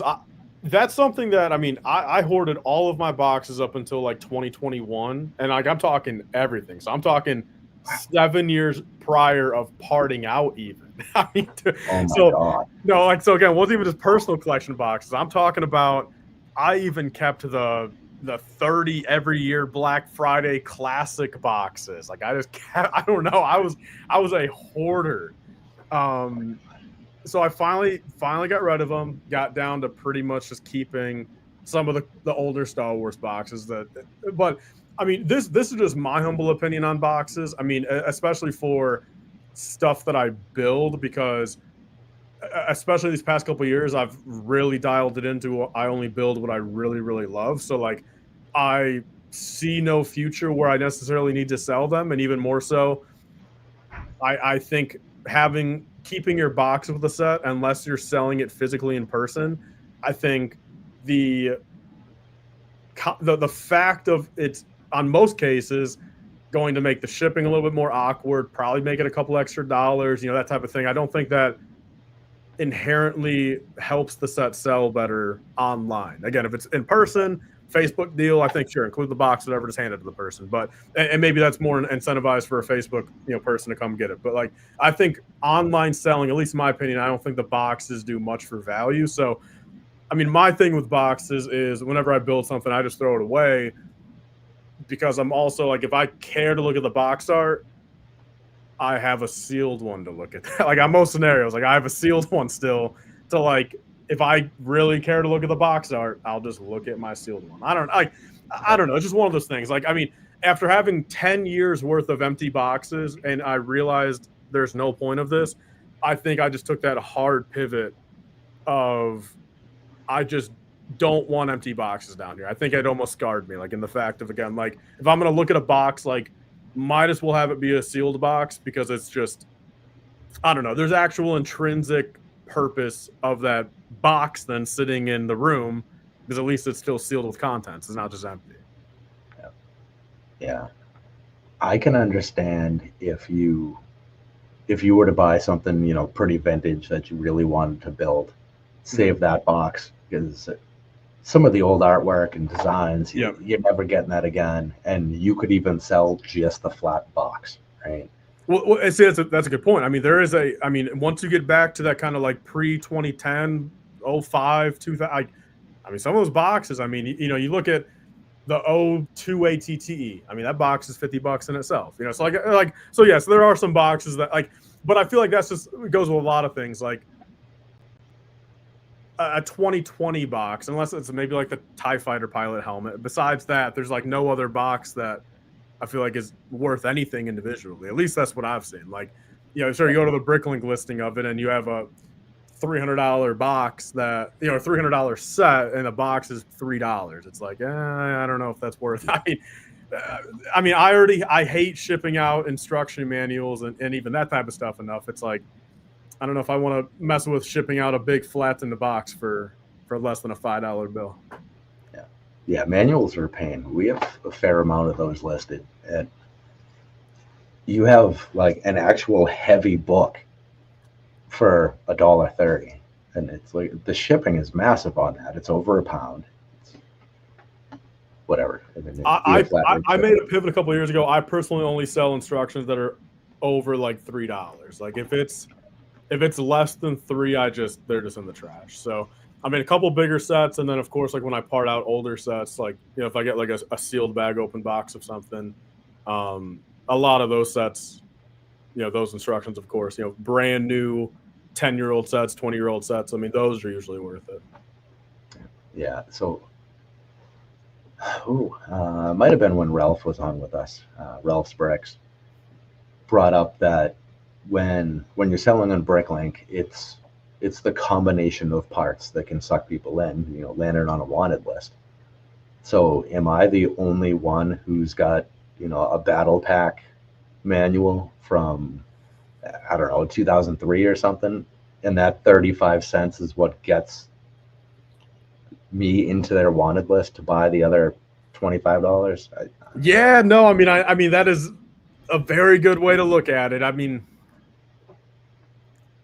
yeah, well, because even then, like, I mean, even if it's to the point where maybe you're not the only store with it, but I even maybe view it in the fact of like you're going through your want list and say there's the top 10 people, say they got 30 lots on their list, and it's like and they're just looking to try to get the most lots in one store. Like maybe they're not even looking at price or anything like that, and it's like maybe there's 3 things like that are like pretty undervalued in the fact of like a hassle, not really that worth it to ship individually. But if you have those 3 extra lots of those kind of stupid things to increase, the want list number for them from 26 items that you have to 29, and then you outbeat 2 other stores because you have those 3, stupid things listed, then it gets you the sale. So it could even work like that. I mean,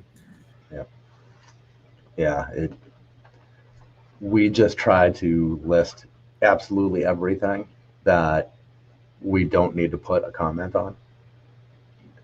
We put comments on some stuff, but if the price is right or it's like 99% so good, but then some idiot kid made a little circle on the back page, you can work with those, right? Yeah. Or something that's like so super rare, but it's got a scratch on the back of the head that gets covered by hair, But for the most part, if we need to add a comment, I don't want to sell it. I don't want the potential complaint when they don't see the comment after they buy it or whatever. Well, that's something that, I mean, it is a little scary in that regard because comments don't show up in the want list, like when you're going to press like buy all, and like, because I mean, I've known that for a while, but like, I mean, I come across that even myself, like on a weekly basis, in the fact of like, all right, let me, I've got a couple of things in the want list. Like, let me click a buy all. Let me see, does some store have 25 of these things?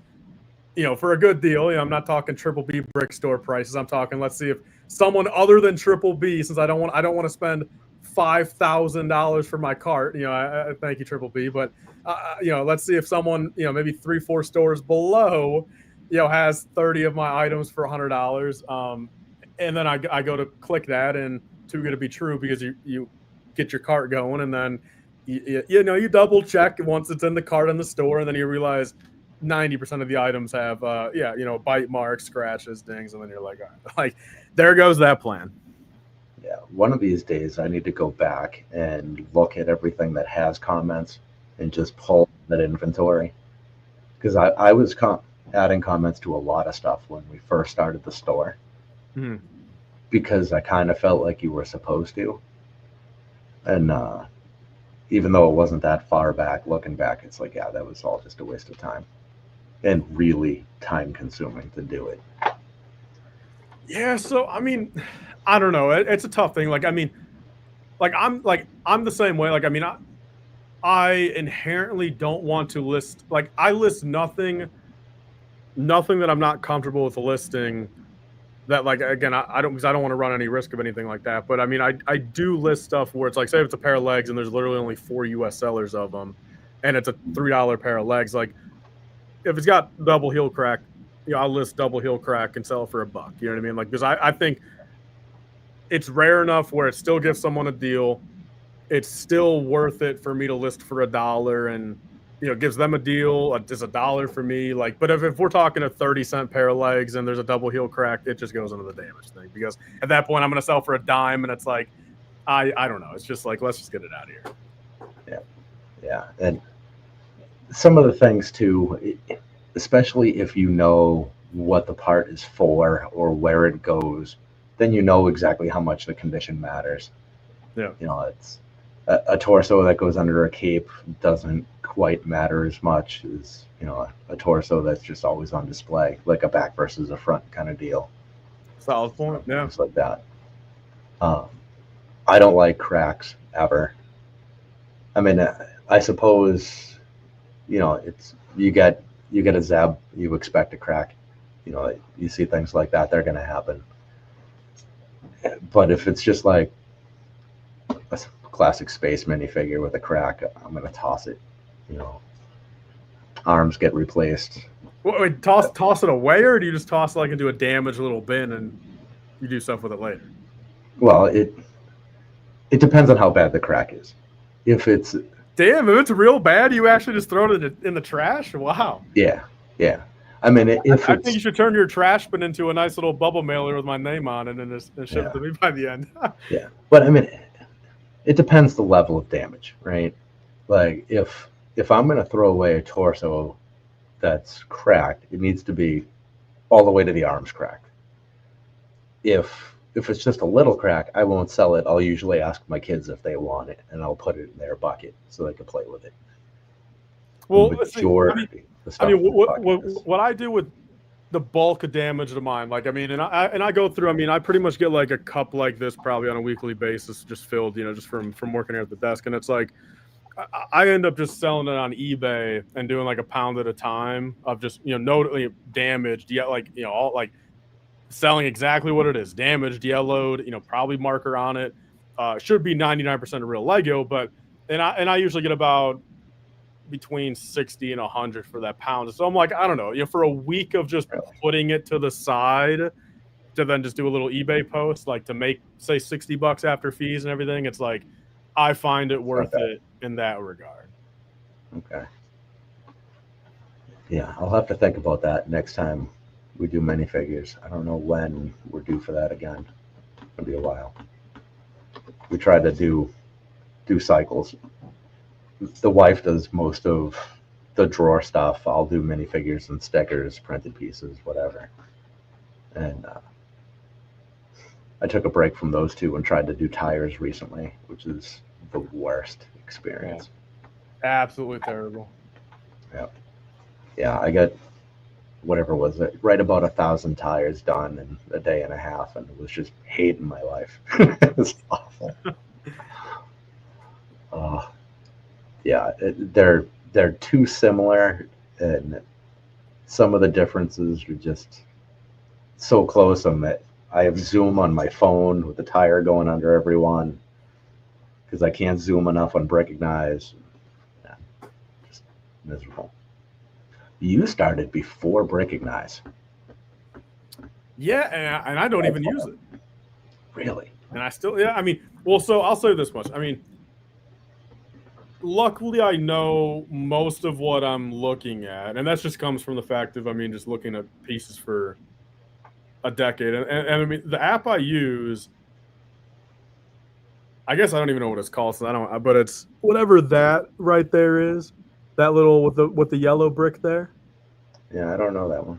So I use that. I mean, it's I don't know, I think $5 a month or whatever. And I've been using it for like 2 years. And really, where it comes in handy is just minifigure parts. I mean, because again, a lot of other stuff, like even if I don't know exactly the name or what it's called, I know, say a set it's in, and I'm just like, all right, like here, real quick, like go. I mean, it just, that's quicker for me. I've just realized, but on this app, it's really helpful for like minifigure parts, because I'm not Pops. I mean, I'm at Pops Block Shop. I mean, he knows, he gets a bag of figs, and I mean, and literally within 5 minutes, he knows every single piece. He's like, oh yeah, this torso goes for this alpha team, and it's like, I give him major credit, but I'm not at that level. I mean, I know the gist of what most parts are, but on minifigure stuff, I couldn't tell you if it's a Johnny Thunder or well, I guess, I mean, I would, but like, I mean, some of that stuff, like I have no clue. I need to scan it and see what's up with it.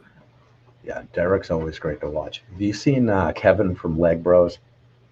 I have. Yeah, I used to watch him a lot. I have not watched him in a while, but I watched a lot of his stuff for probably a year or two there.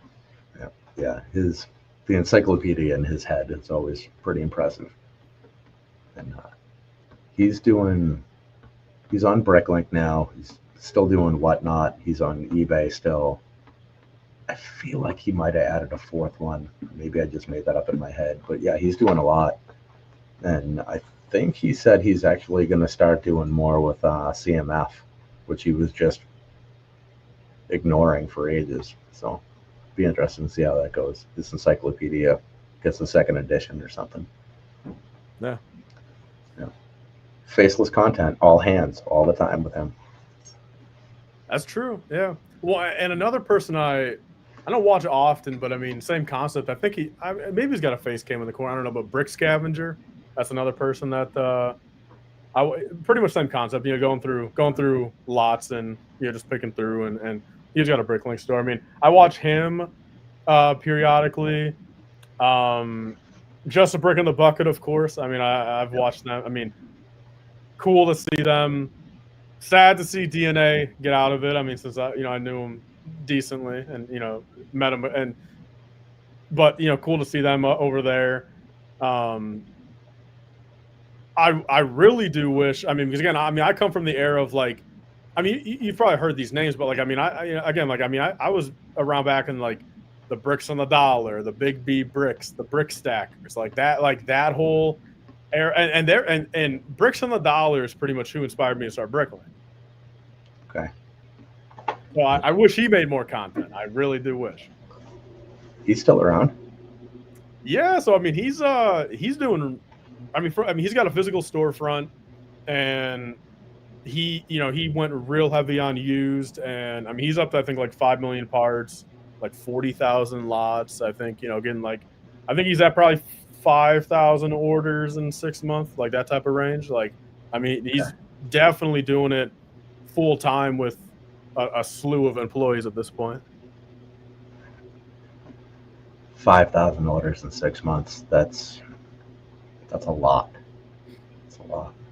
Yeah, I mean, my peak at that was about 1,200. I mean, I hover around 8 low, a K average. I mean, so I mean, it works on the fact of it's just me. I don't have 5 employees, but it is always crazy to see that. I mean, some of these stores can get up into those multi thousands in 6 months. Yeah. What are we at? We started uploading and like paid attention and actually trying in April.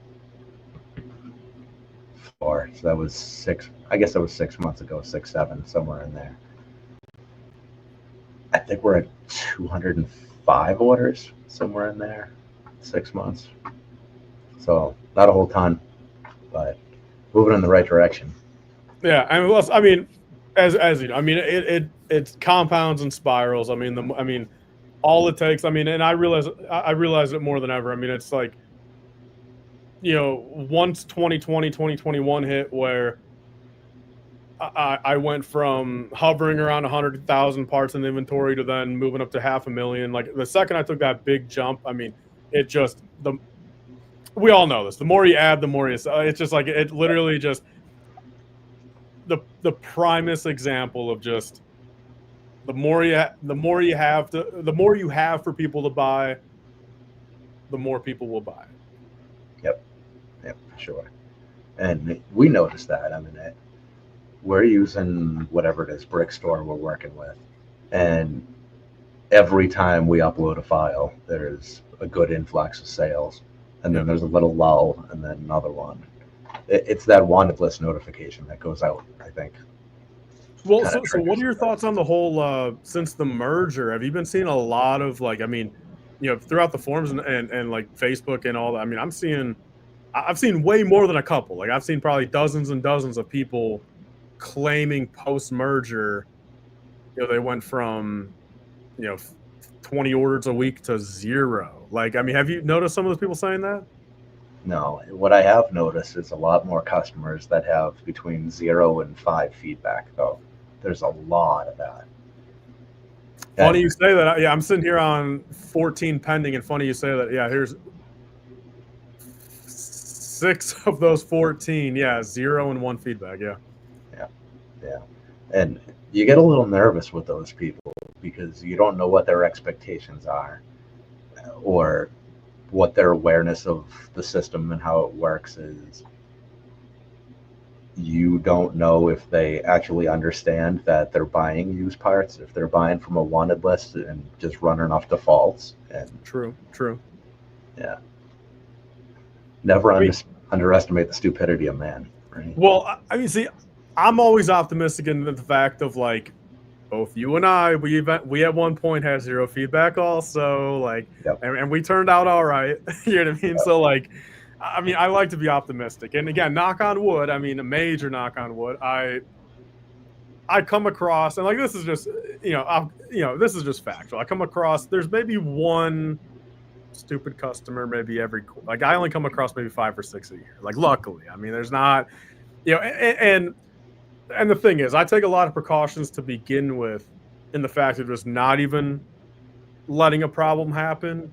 And I mean, I guess stupid customers, maybe not like but like, I mean, there's factually 2 or 3 people that really just, I don't think have a lot of brain cells per year. But I mean, but there's another 5 or 6 or 10 that a problem might honestly arise. And like, again, whether that's USPS slow shipping, which I can't control that, but then they inherently complain about that, or something missing or something came damaged. Like, and luckily it's still light enough in that, like there's not again, there's only maybe 1 or 2 a month, if that, and some of it, like I openly, like, some of it, like when they say missing part, I'm like, oh yeah, like here it is, like, and I just like sometimes I find it on the floor, I mean, like, and I look around, like, and I'm like, well, they're not lying. And my logic with all that is like, I think 100% there's sometimes these people are just trying to take advantage and just everything came fine, but they're just like, hey, I want a couple dollars, or like whatever. Or just they say it came in cracked, but it wasn't. But I will always just stand by the fact of like, customer is right, and like if it costs me $10 a month or so to be like, all right, here's your $2. Again, if it's my mistake, then 100%. But like, even if it's just like to get them off my back and just leave a positive feedback, here's $2, whatever. Like, if you really need your 2, like if you're gonna try to say something's wrong but it's not, here's your $2. Because I think in turn, again, like I've really been proud of keeping that 100% feedback, and I do think to a degree, I mean, I think it means a lot. I don't think it's the end all be all like maybe it once was. I mean, there's so many stores out there that a 99.9, like I don't think 100% is as, I think it's rarer these days, but again, I don't think it necessarily means as much to the average customer as it once maybe did. But I, for my own peace of mind, I view $20 a month or $10 a month enough to solidify that 100%, at least to me. And that's one reason. And again, I'm going to majorly jinx myself now, but I mean, that's one reason why I've never wanted to ship international. I did for a little period. I did for, and not every country, but I did about 10 countries or 8 countries or whatever for a little bit. But one reason why I just don't want to ship international is because I just know if I kept that open for a couple months, I did it for like 2 weeks, and there's about 6 or maybe 8 or 10 orders.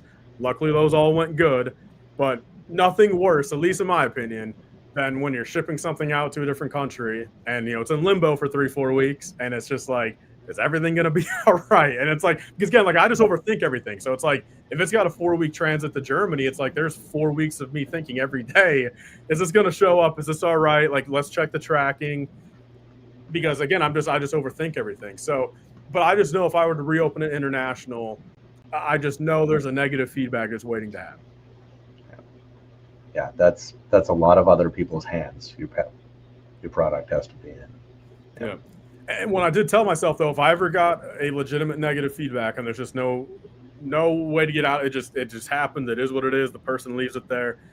That the second I get one that won't get removed, I will open it up international, because getting your second and third negative feedback is not as bad as getting your first. So yeah, I also worry about the first. And we've given a lot of refunds. I mean, you get the beginning of the store kinks. Things you're trying to figure out, things you mislist because you don't quite understand what you're looking at, I suppose. We've had just the stupid little things. Very similar colors. What is it? Flat silver and what is it? One of the pearl grays. So funny you say that. That's why this is sitting here on the desk, since I have no. I mean, this is either flat silver, metallic silver, or pearl light gray. It's like who the F knows, and this might not ever get listed at that point. Yeah, that's going to get put on a horse and put on a shelf. Well, and also, I mean, I've got a whole drawer of monkeys here, which I for the life of me, I literally can't tell which ones are brown and which ones are reddish brown. So, I mean, some are just naturally like. I mean, there's one or two that I can definitely tell are like maybe one or the other. Like, I think, I mean, here's a clear difference on these two, but like for the most of it, it's like I can't tell for sure. So it's like I just don't want to list them. I just don't want to run that risk. Yeah. There you go, Shreddy. Monkey Battle Pack. Yeah. Yeah. Some of that stuff is hard, and what are the straws? They're not straws, but the tubes, the long, rigid tubes. The measurements on some of those are hard. Yeah. Because they're not perfect measurements. Yeah, I mean, a lot of those ones, yeah, they literally line up to the middle. Like if you line it up on a base plate, it literally goes to a half of a stud. Like it splits the stud. So is it 16 or 15? Yeah. Does it round up or down? I mean, there's some of those tubes. Yeah, some of that stuff I just don't mess with, period. Just due to that. I mean, and again, maybe it hinders some sale, but like, I just, if I'm not confident, I can't list it. I overthink it way too much. Yeah, we've done where you can tell when somebody is ordering, like they really want the one specific thing in their cart, and then they just dump some other trash on top of it. Right. So we've had a couple of those where it's like, okay, well, they're buying a torso and then a bunch of just like random clips, 1x2 double clips or whatever, generic stuff. So they're really there for the torso. And it's like, okay, well, I just noticed a crack that I didn't notice before, or maybe the crack wasn't there before and it formed when I was, just moving the arms, put it in the bag. You don't know, right? Yeah. So it's like, listen, you telling me, listen, I found this crack. I can give you a discount. I can just refund you that or whatever. Sometimes I'll just say, listen, this is cracked in it, has cracks in it. I would not have listed it if I had seen those. I'm just going to send it to you. and you can just have it. I'll refund the part. You can have it, do whatever the hell you want with it. I'll give you the rest Yep. of your stuff. You know, I'll refund shipping because there's no point in ordering any of this if you didn't get the thing you wanted anyway. Things like that. You know, order from a different store and have it shipped to them. You know, if it's something that kind of complicated. That stuff feels like I'm doing it just to punish myself to learn the lesson so it doesn't happen again. Yeah, I mean, that's a good way to put. I mean, yeah, I mean, the more nickels and dimes you got to put out to fix mistakes. I mean, it will teach you to not get you in the perspective or to not get you in the position of needing to put out more. I mean, it does. I mean, and this is. I'm curious if you agree with this. There's two things on Bricklink as a platform that I desperately think Bricklink needs to add. Desperately. And I can't believe we're going on 25 years or whatever it is without these two things. A spot for a discount code, not a coupon, a code. Yes. Yeah. And then also a photo attachment like paperclip thing for Bricklink messages so you don't need to go through email. Yeah. Those are the two things. Unreal. I mean, I mean, those would make stuff so much easier. Yeah. Yeah. I mean, you just put it in, like, put it in your mailing list. Hey, code for January, use January 10 or whatever the hell, Oh, that'd be so nice. And yeah, so the email thing kills me because I'm pretty sure it's against terms of service to contact people to facilitate stuff outside of Bricklink. So like they're actually like enticing you to, because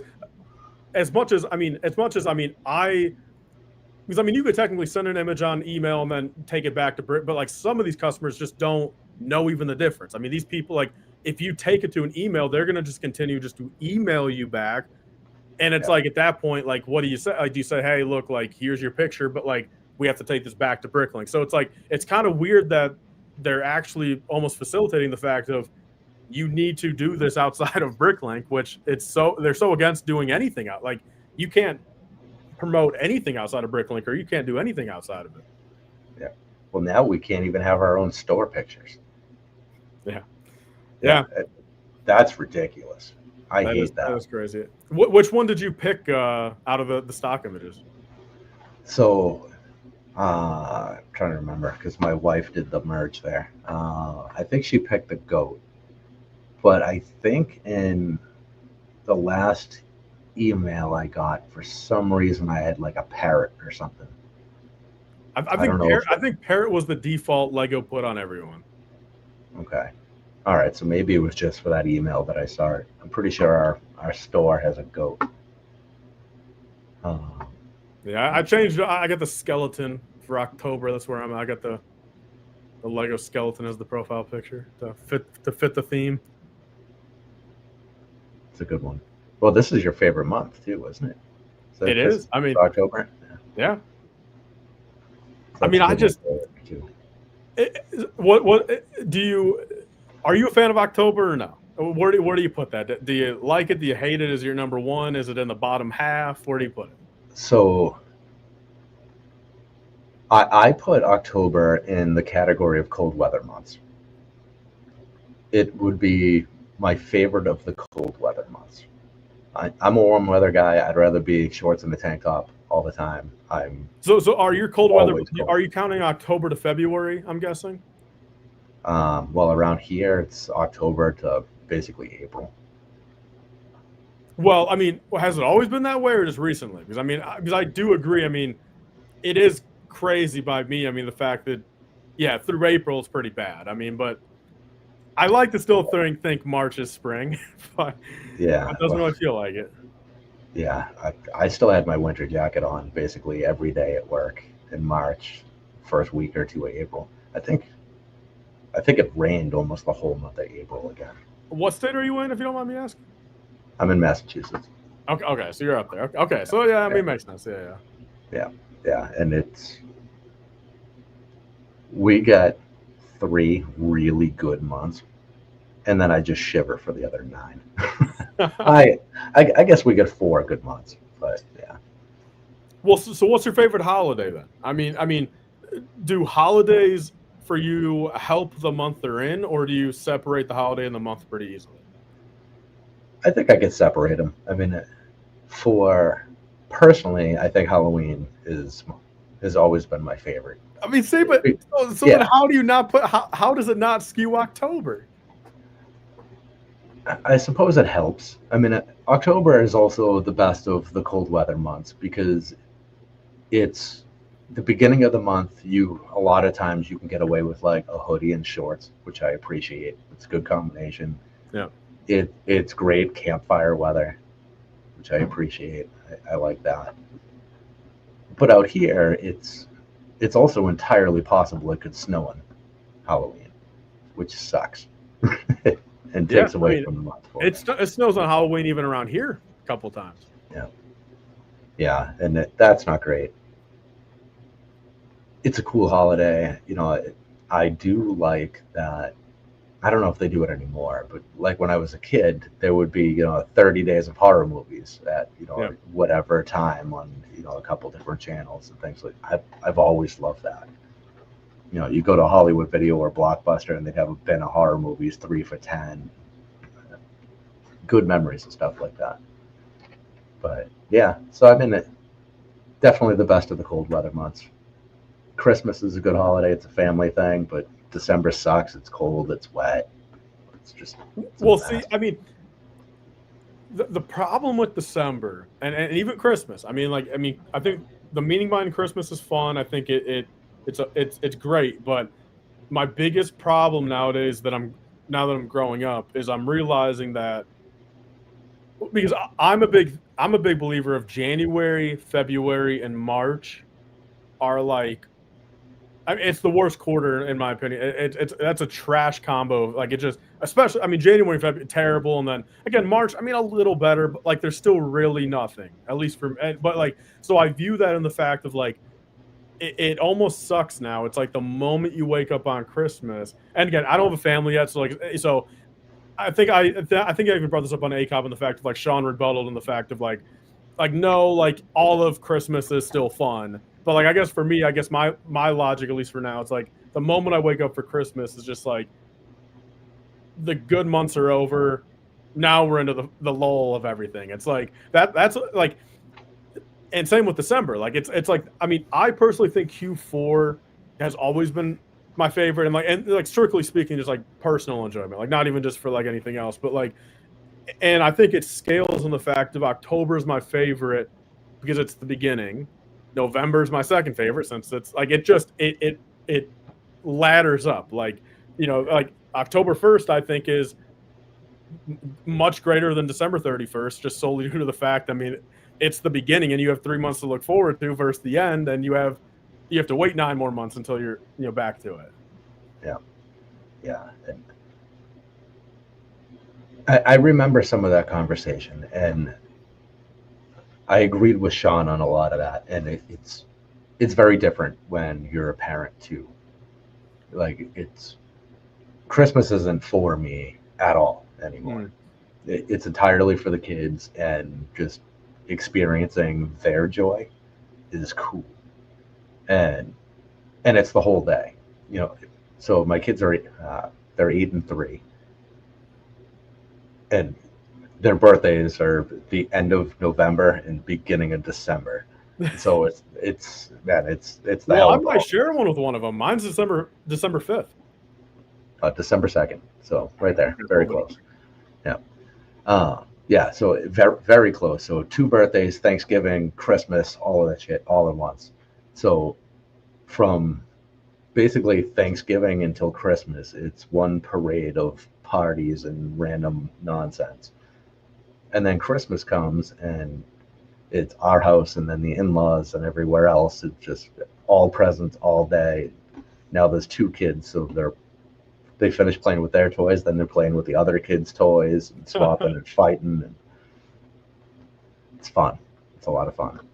Well, then I And mean, so then I would almost say, I mean, does December 26th suck for you? But I guess not really, probably because they're on Christmas break, and that whole fun of everything translates pretty much until I mean, every school district's different, but I mean, I would assume until first like week of January, right? Like so. I mean, because or on December 26th, do you even feel like is that the day where you're like, all right, the fun's over, Q4's done, onto the trash months? Like, do you feel that way, or does Yeah. it take you all the way until January to feel like it?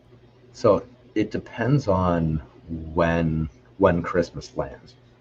Most of the time, I can go back to work on the 26th, and that's easy because that's just like every other day. So it's like, all right, that's almost like decompressing from the holiday.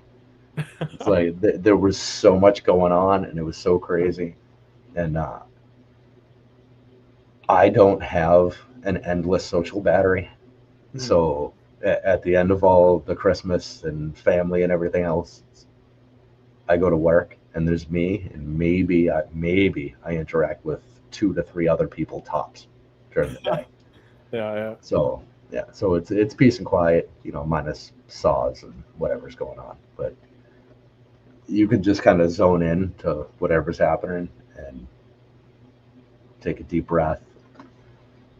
So like you're actually like you are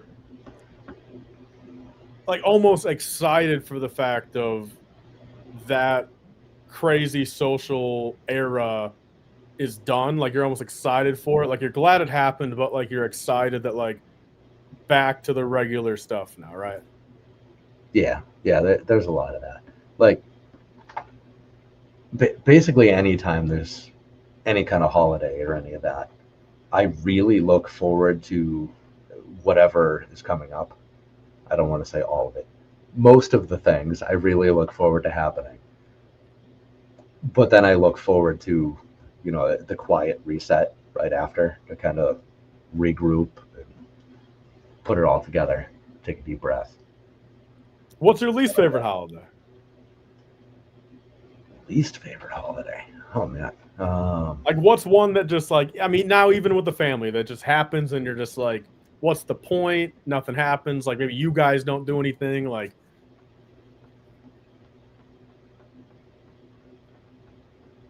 my I mean, are you guys birthday? doing stuff on St. Patrick's Day or... No, I mean, it's St. Patrick's Day. We basically forget about. Uh, Valentine's Day is good for the girls, I guess, but they don't really care all that much.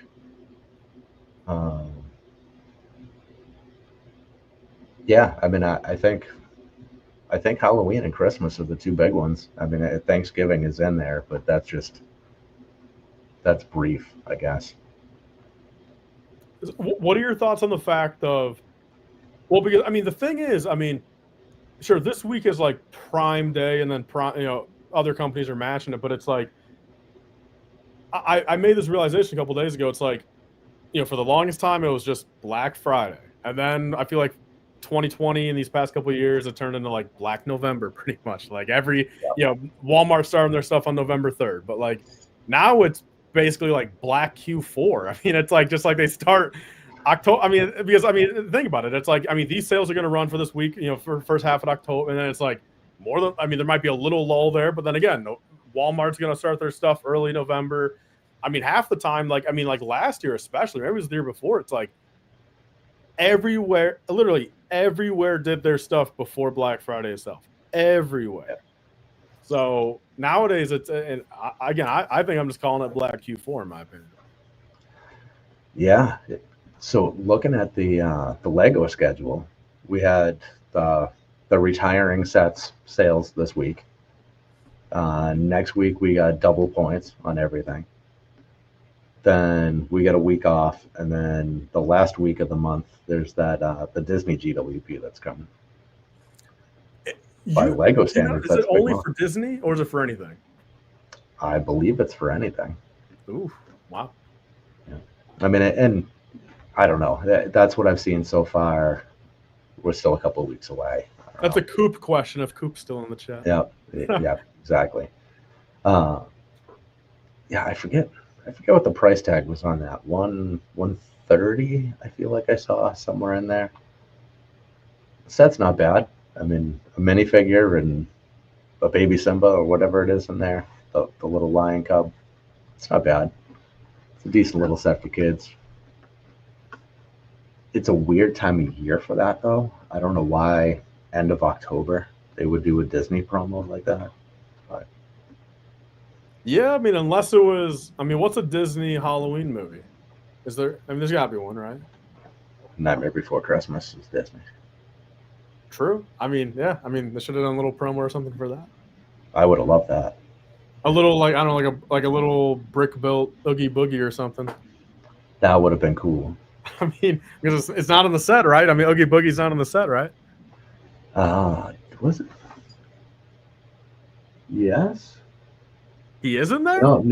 Now that you mention it, no, I don't think so. I think that was the one thing that was missing. Yeah, because the green is just the slime in the fountain. Yeah, that's a good point. Yeah, the voice of Oogie Boogie died this year too, I think. Is that this year? Oh, I did not see that, but that sucks. Damn, Oogie Boogie's that's a great character. Yep. Yeah, it's a shame that the fans of that movie became so annoying that they almost hated the movie. But I still love it. It's all right. Yeah, I mean, I'm a big fan of the movie too. I mean, I think. Am I going to sit here and say? I mean, I don't know. You know, with most things, I mean, I'm not a big rewatcher of stuff. Like, it's tough for even Star Wars. Like with anything, like and even Walking Dead. Walking Dead is my number one. But like rewatching movies and shows just aren't my favorite thing to do because I remember it. It's like I just feel like I'm wasting time rewatching something I know. So like even like Night Before Christmas, like I love it, but it's one of those things where like sure I'll watch it every 5 years, but like I feel like doing like annual watches of stuff. I just don't. I'm not gonna say I don't understand why people do it, but like I've just never been able to be one of those people. Yeah, I don't know about annual. I think I mean, that's another thing with having kids is you have very little control over when things appear in your house. So Nightmare Before Christmas could possibly come on in February at any time. Yeah. You know, it could be a Halloween or a Christmas movie. It could be just one scene that comes on purely for the sake of singing the song and jumping off the couch. You know, it's hard to tell where those things are going to go. I think the only thing I watch yearly is Emmett Otter's Jug Band Christmas. That happens every year. It's a quick 30 minutes or whatever it is. That's all. Well, I feel like I don't do this, but I feel like if I had to boil it down to one thing I'd watch every year is like the Charlie Brown like versions of like the holiday movies. Like I feel like I would be willing to watch those annually. I feel. Did I like all of those? I guess I did. The Great Pumpkin. I mean, man, I remember the Great Pumpkin. So Christmas was the Christmas pageant. Yeah. Which I suppose was also the Thanksgiving movie, was also a pageant of some sort, wasn't it? Didn't they reenact the Pilgrims? The big thing about the Thanksgiving one, I just remember, I mean, just Woodstock and Snoopy just cutting up the turkey at the kitchen table. Yeah. Which, I mean, did I hear that right? I mean, there's a Woodstock and Snoopy idea set that got like finalized, right? Yeah, I don't know when that's coming. I think that, well, I would assume it's next year at this point. Yeah, I mean that's going to be on the get list for sure. I mean, I grew up being a huge Snoopy guy, you know, Charlie Brown, and I think Woodstock is a severely underrated character, a very underrated fictional character. Yeah, a lot of personality with no words. Yeah, and not even a lot of body to gesture with. So. Well, I'm also just a fan of small little characters. I like my Babus. I like my Woodstocks.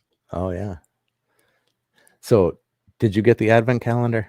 I would imagine you have that by now. Not yet. I mean, no. It's just one of those things. Like, I mean, I get the Star Wars one every year, and honestly, I mean, and courtesy of my dad, I mean, it's just one of those things. Like, my dad he's been doing it for the 13 years that the Star Wars ones have been out. He just gets it to me, lets me open it up. I mean, it's just kind of the tradition. So, okay. I mean, but like on that note, like, I mean, these recent years, I mean, and like understandably so. I mean, he waits until the end of November and like, finds it for $20-$25, and like it just makes sense. It's like, Yep. I think That's it's smart. $32 now on Amazon. Like, it's not a bad deal, but like if you can get it for 20 before you still need it, it's like, why not just wait until you get it for 20? Yep. Yeah, that's a good point. I didn't know if that fig would push you over the edge, get you a little excited. That was I'm really excited, but again, I think it's day one. I think I watched Ryan's review. I think I spoiled it for myself. I think it is day one. So Yeah. at least when I do end up cracking the Evan, it's not like I gotta wait till the 24th. Okay. Well, that's cool. That'll be fun. I probably won't see it until it pops up in a bulk lot in 5 or 6 years. But, well, yeah, I'm still hoping Mexico Factory mass produces it, and I would like to get 1,000 of them if I can get them for like $1 or $2. To sell or to just display all over Just your have wall on a base plate. I just want to fill up a base plate. It's so funny. I love that. I remember when the Disney camera first came out. Jim Wolf of Bricks was talking about Army building Walt Disney. Did he ever do it? No. All the hype on that set died, and it seemed like it was probably going to be a great investment right out of the gate. Exclusive Walt Disney minifigure, very unique set, and then all the hype fell off, and it's like, I don't know. We'll see. I'll probably put a couple aside, but I don't think I'm going to go too heavy on that one either. No.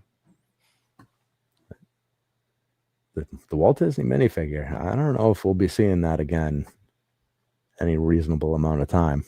So could be good. So that could be the driving force to push it up. Yep. Yeah. There are some cool things about that set. The film in that is pretty cool. Trying to think, what was that?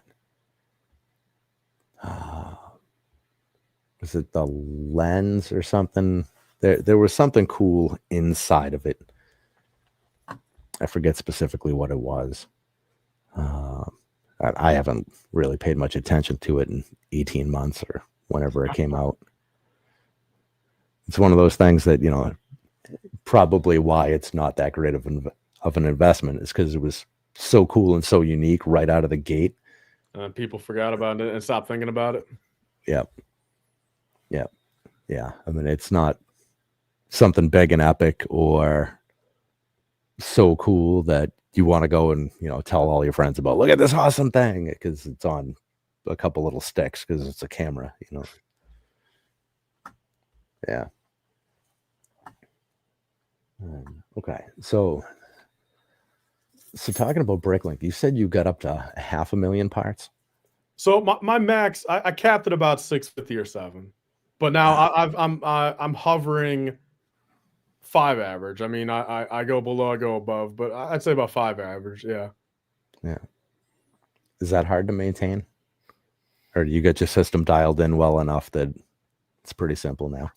So, I mean, it's harder to maintain now that I'm going majority used, just due to the fact that it is not as easy as it once was, parting out 10 copies of a set with 800. Like, it's just like, getting that process done, and you can have 8, 10, 12, 20, 50,000 parts upload, new parts, but uploaded all within a given shift of work versus on used, it varies. Like, you could have days where, again, if you're doing minifigure parts, you get, only 300 quantity, versus. Yeah. So that's why, I mean, I feel like it's harder to maintain in that regard. Just strictly, but also at the end of the day, I mean, as we both probably know, I mean, having 1 million parts does not inherently just mean you're going to be a top 5. Like, or having 10 million parts, like, you got to have the right stuff. I mean, you could have, there's some of these stores I see on here that all it takes is, 5,000 good lots, and maybe you only have 50,000. Like, if you have the right stuff, it just, running your numbers up artificially. I mean, just to get 1 million parts, I mean, if 999,000 of those parts are dust, doesn't matter that you have them, you know? Yeah. I mean, if you have just Star Wars colors essentially, and you price 10% below the 6-month sales average, you could sell every part every day. Yeah. Right. You'll have a very boring life. And really at that point you won't make any money either, because sourcing just that stuff would get expensive. Yeah. I mean, used can be exciting. You find some cool stuff. And yeah, I mean, there's stuff that you never would have thought you would have possessed, and sure, you only own it for maybe a couple weeks until it sells, but I mean, you could still say you owned it at some point. Yeah, and you find some wild stuff that is incredible to believe that it's even Lego. What was it? We found, I think it was Belleville, that we were really surprised by. It was actual hair, and like the figure sizes didn't make any sense. It's like, what the hell is going on? Yeah, they're like here? actual dolls, right? Yeah. That was an odd one. We had our first Fabuland experience. I mean, from following Mark for a while, I obviously had seen it and was aware of it, but we got a bulk lot that had a whole bag of Fabuland figures in it, and to actually like see them and hold them in person, it's like, wow, these things are weird. Yeah, like it's the heads are just that weird kind of rubber, and they stain funny, and yeah, those were a surprise. I can't even guess how many of the what do they call them? Zamor spheres, the Bionicle balls. Oh, yep. When we first started, I'm guessing we threw away 20 or 30. You thought they were just regular marbles or balls or whatever. Yeah. Yep. No idea.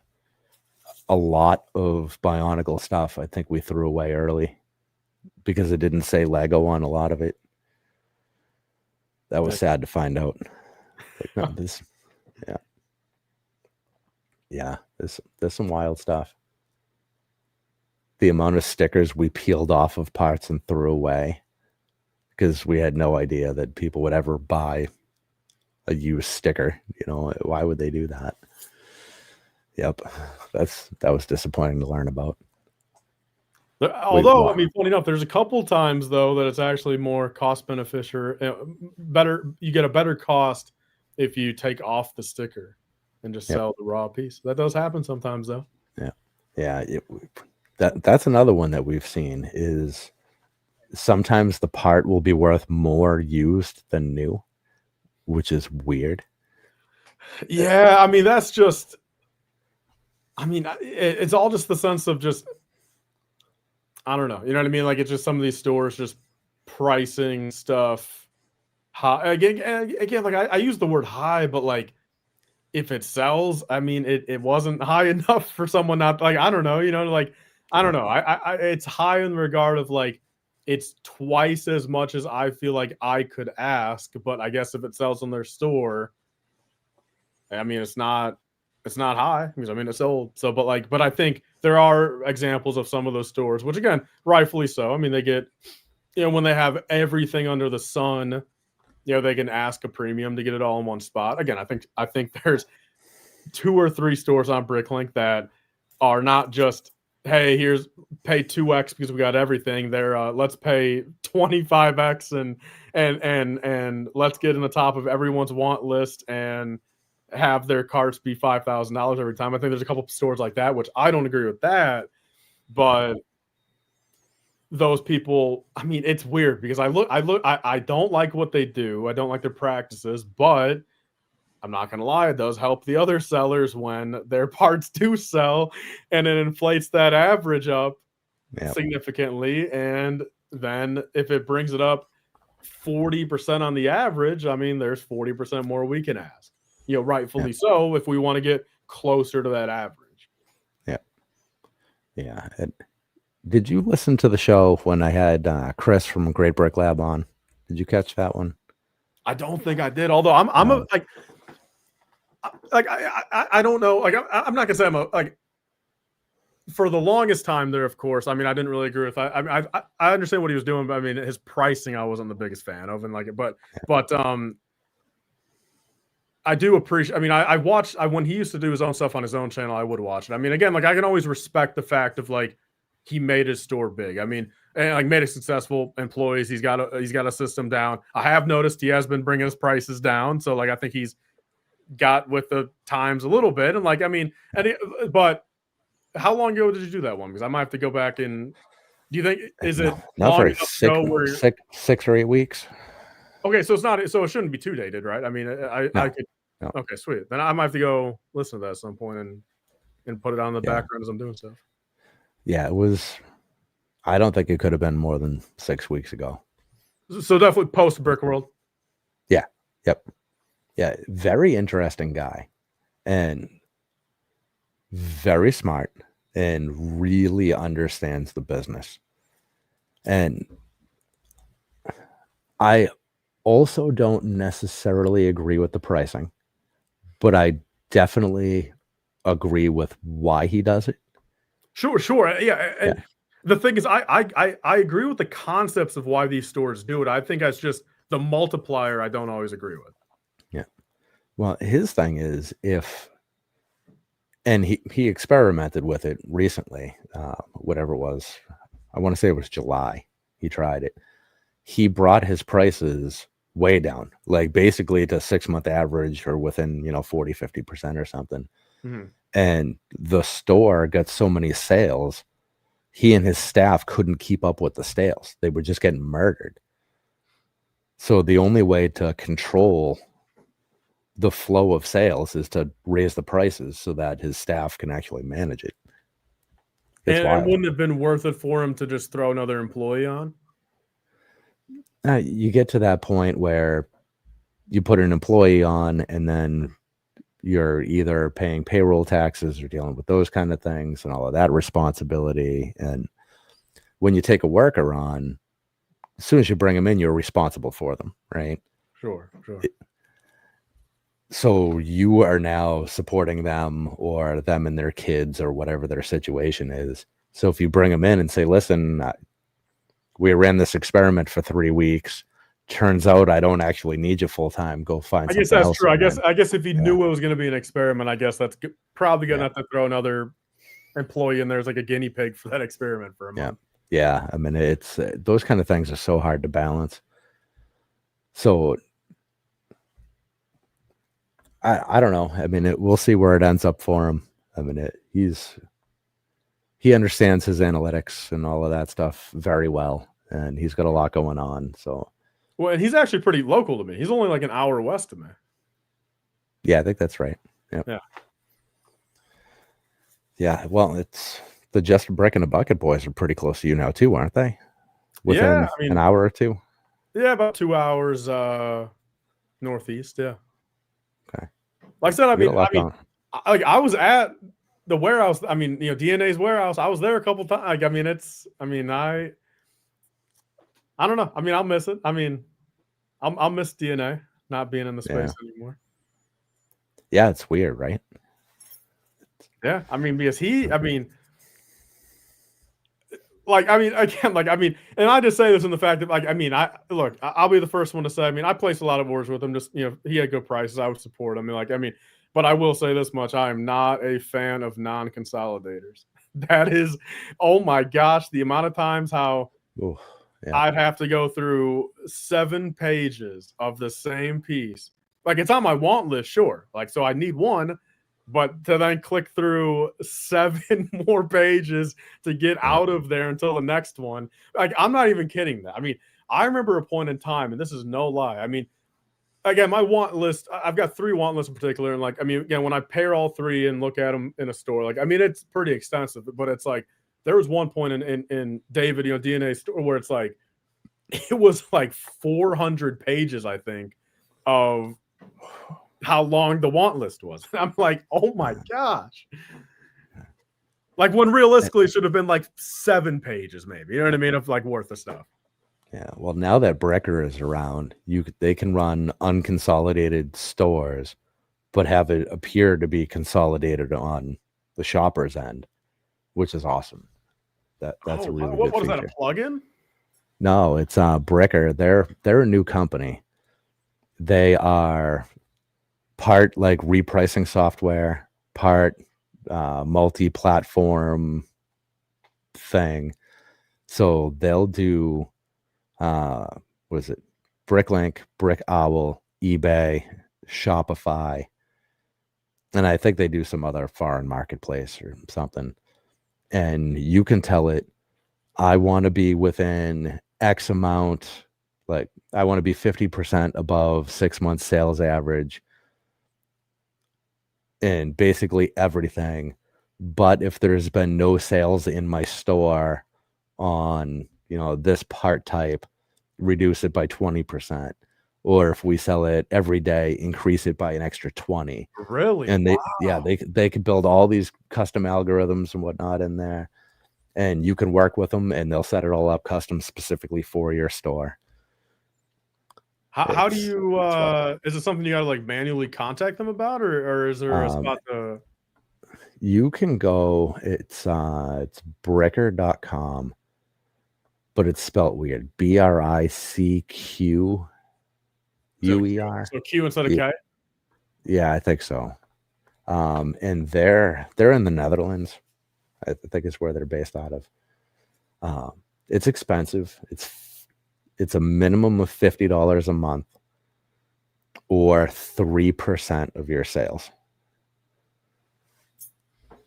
So depending on where you're at, it can add up to some money. But yeah, it's pretty awesome. And I guess if you have new features that you want that you can explain well enough, they'll build things out for you. And they'll just work hand in hand with you to get your whole store set up. And it sounds pretty great. I don't think I'm big enough to do it. A couple of the guys have told me that I should probably just pull the trigger now. So even if it's a waste of money for a couple of months, so I'm fully understanding the process when it is worthwhile. But like we talked about, I think before we started, that even Brick Owl is too much for me now. I certainly don't want to try any software yet. Well, I was gonna say, I mean, are you a little surprised that after the whole, Lego buying Bricklink, and especially even after this merger now, are you a little surprised that Lego still allows so much like outside work to be done in tandem with Bricklink? Like, are you a little surprised with that it's not more locked down to like Bricklink? You have to do everything through Bricklink, and you can't attach other stuff. You can't upload a Brickstore file. Like, are you a little surprised that Lego still allows all this? I think I'm more surprised that they still allow the sale of new parts. Because if you're selling new parts, you're in direct competition with Lego, like the Lego group. Yeah. Right. Yeah. But used stuff, that goes, to their green initiative and the things like that they're always trying to promote. So to me, that feels like them saying, look, we really are doing this. We say we're doing all this green stuff. Look, we're helping keep all this stuff on the market. So they could justify it. And really, they're charging us fees. We're also paying them to be on there. So yeah. Cross-platform stuff is a little surprising, though. So, like with the case of Bricker, they're helping us sell on eBay and Shopify and everywhere else as well. I don't know if Lego just shrugs that off and just assumes it's part of the business, or why don't they just say, well, I guess if it's used, they can't tell you can't sell your used product, right? Well, I guess even more so, I mean, at what point do you think Lego or anyone on the Bricklink team even knows of? I mean, I would assume these side companies and like these these promoters of helping Bricklink and everything like that and just make it flow better. Like, I would assume this stuff gets found out pretty damn quickly by either a Bricklink team or a Lego person, right? Between like all it takes is just sitting in the Bricklink Facebook group for an hour to find out the next thing of this new platform or this new sinker or this new app someone's working right, like all it takes is a day to go in there. So I was gonna say, like, I guess, do you think that some of these aren't even like known by Lego to exist?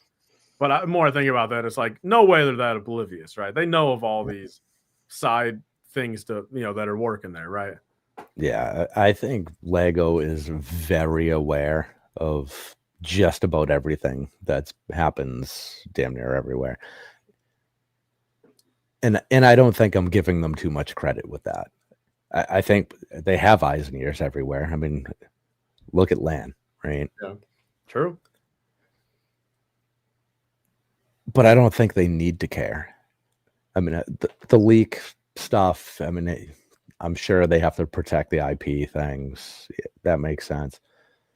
But otherwise, it's all free publicity, right? If it's not actually harming them in any kind of way, why complain about it? So I never viewed it in the sense of like, sure, like I've thought of like the IP protection thing, but I guess on the flip side of that, I've never thought about the fact of like, does that mean that they care zero about like a Dreams leak because it's their own IP, or like an Ninjago leak since it is their own IP? Like, is it? I guess Coop might know the history more so, like in the fact of like, does Lego not crack down on original IP leaks as much as licensed IP? Like, you know what I'm saying? Like a Creator 3-in-1. Yep. If Coop posted it, is he 100% safe? Just because, again, it doesn't affect anyone. Like, they don't care, compared to if Coop naturally does a Pokemon or something, he's going to get screwed. So like, oh yeah, Coop just said they rarely strike their own IP. Yeah, I guess I never really.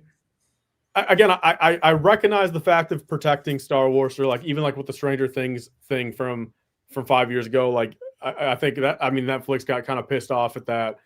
But I never realized that it also, on the flip side of that means they should not care about their own. Yeah. Because Netflix is a good example there. If Netflix says, "Hey, you got a lot of loose lips around there. Maybe we don't want to work with you," that's a big problem.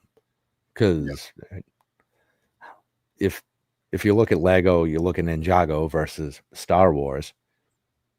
If something happens with Ninjago, which it wouldn't because it's theirs, but hypothetically, something happened with it, well, that's a shame.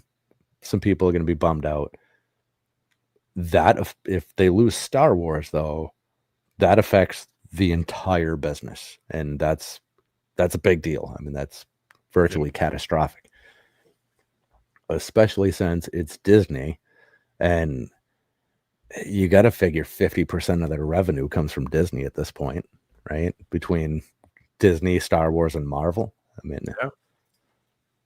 that's got to be half of their revenue. Well, maybe not half, because both Botanicals is just insane. Yeah. Right?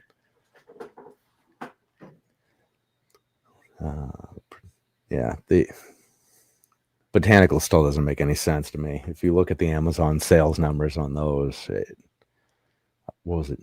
Mother's Day?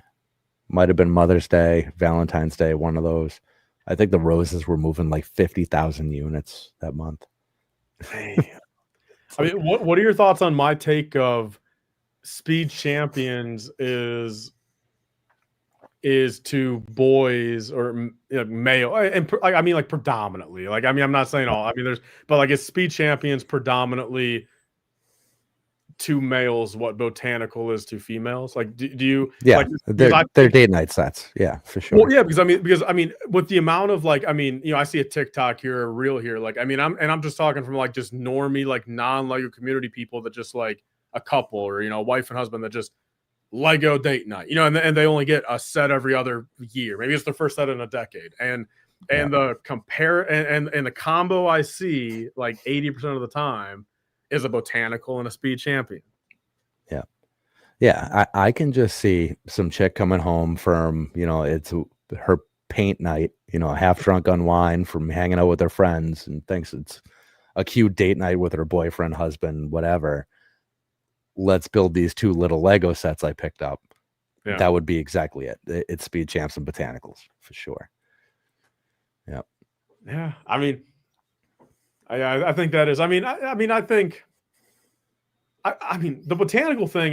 That is.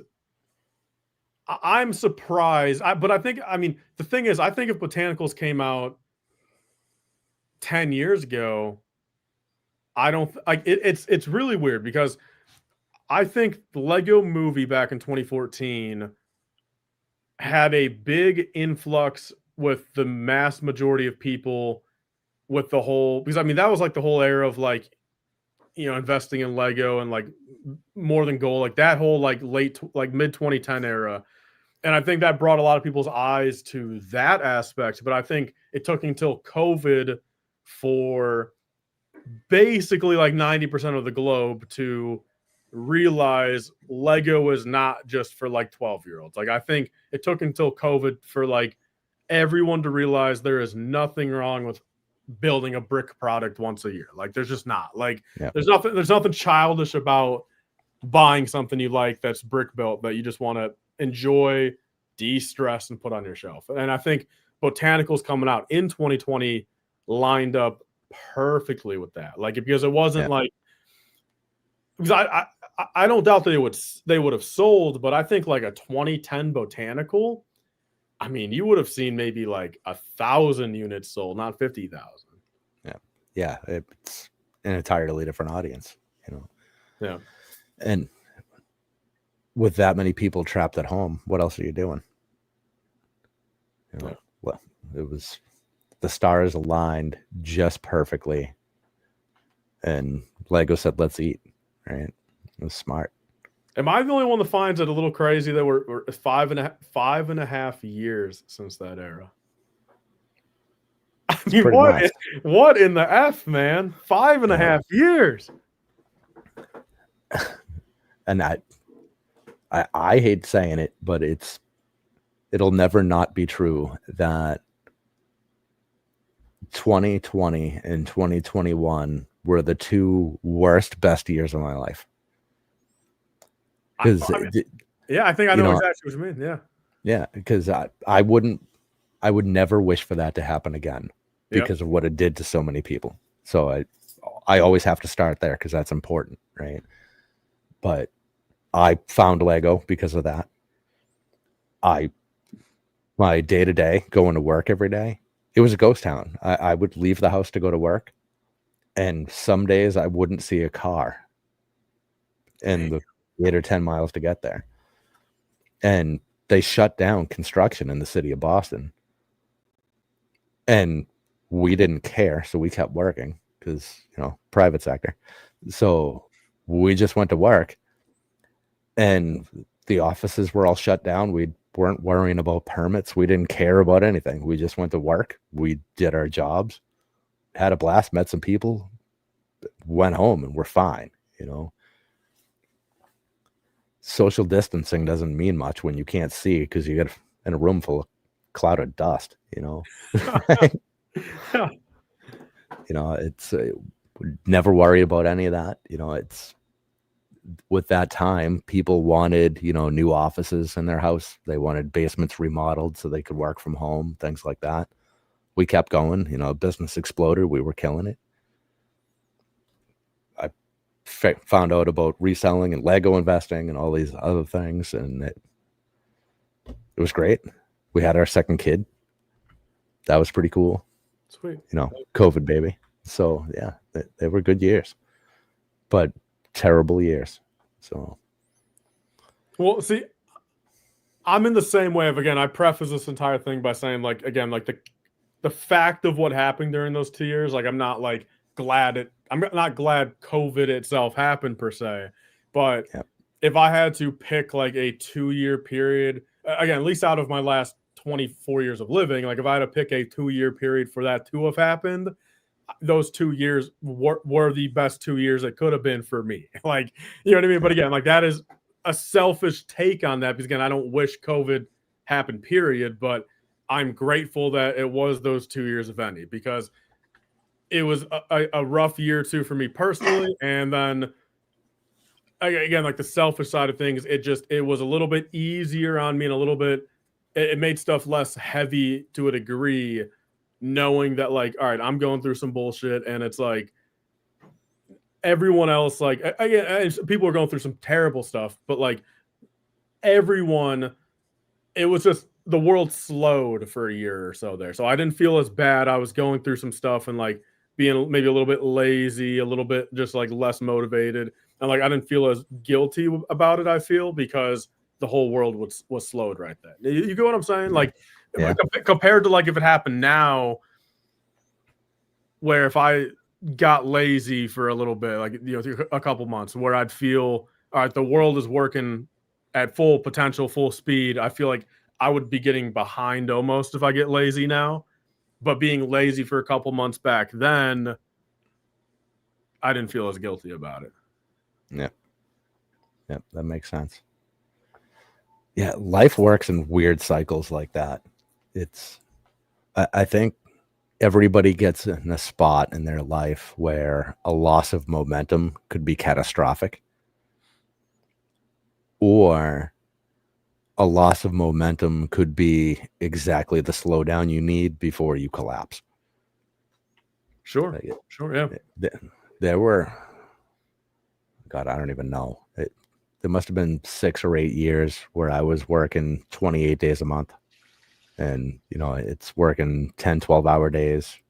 You know, I'd take like every other Sunday off and just plow through the rest of it. And you get in that momentum where your body just gets used to it. It doesn't realize it's breaking down, because you just, you know, inertia just keeps you going. And then you finally realize that you have to slow down. You know, you get pneumonia, you know, it's every, you know, 6 or 8 months, that kind of thing. And then you go on vacation, like, okay, well, I got to go on. And then your whole body falls apart and you just waste your whole vacation. And that's when you realize that sometimes you need a COVID moment, or like a forced spot in the cycle. You know, life has a way of just making these things happen. COVID was the first one that happened to the whole world, I think. Yeah. That was nuts. Yeah, okay. So Bearded's right there, you know. Other side of the world, and same situation. Yeah, construction was great during COVID, provided you were in the right portion of the industry. You know, it's the guys working in the city of Boston. I suppose the government took care of them, and they still get paid whatever eventually. But I don't know. I couldn't imagine just sitting home and not working for months. That would drive me crazy. I don't know. Have you been construction your entire adult life? Yeah, 25 years. What, and was all 25 of it you owning your own thing, or no? No, just the last 10. What made you decide to own your own versus not? So before this, I worked for family. So it was a little different because, you know, working for family is always different than working for the real world. It was very much like self-employment. No paid days off, no health care, anything like that. But it was also, I never had to request a day off. It was like, hey, Tuesday I'm going somewhere. Mm-hmm. And then Tuesday I would go somewhere. You know, hey, I got to get out early, whatever. But if you take time off, you don't get paid for it because there's no personal time off. Yeah. So it was great training for being self-employed, right? It was just W-2 versus 1099. And then it got to the point where it was like, okay, well, this is great. And I learned a lot. But I've reached a cap financially. I want more money, and I'm never going to make it here. I was told on day one, you're never going to make any money here. learn everything you can and leave. So he was honest the whole way through. So I'll give him that. And he did teach me everything. So we get to the point where we'd been married for a couple years, and it was like, all right, well, now is a good time to go and be self-employed and figure out how to run a business for a little bit prior to having a kid. So we did, and we had a kid, and the first couple years of being self-employed were awful. It was awful. I mean, the money was better than I'd ever experienced ever. But I'm not one to chase people for money.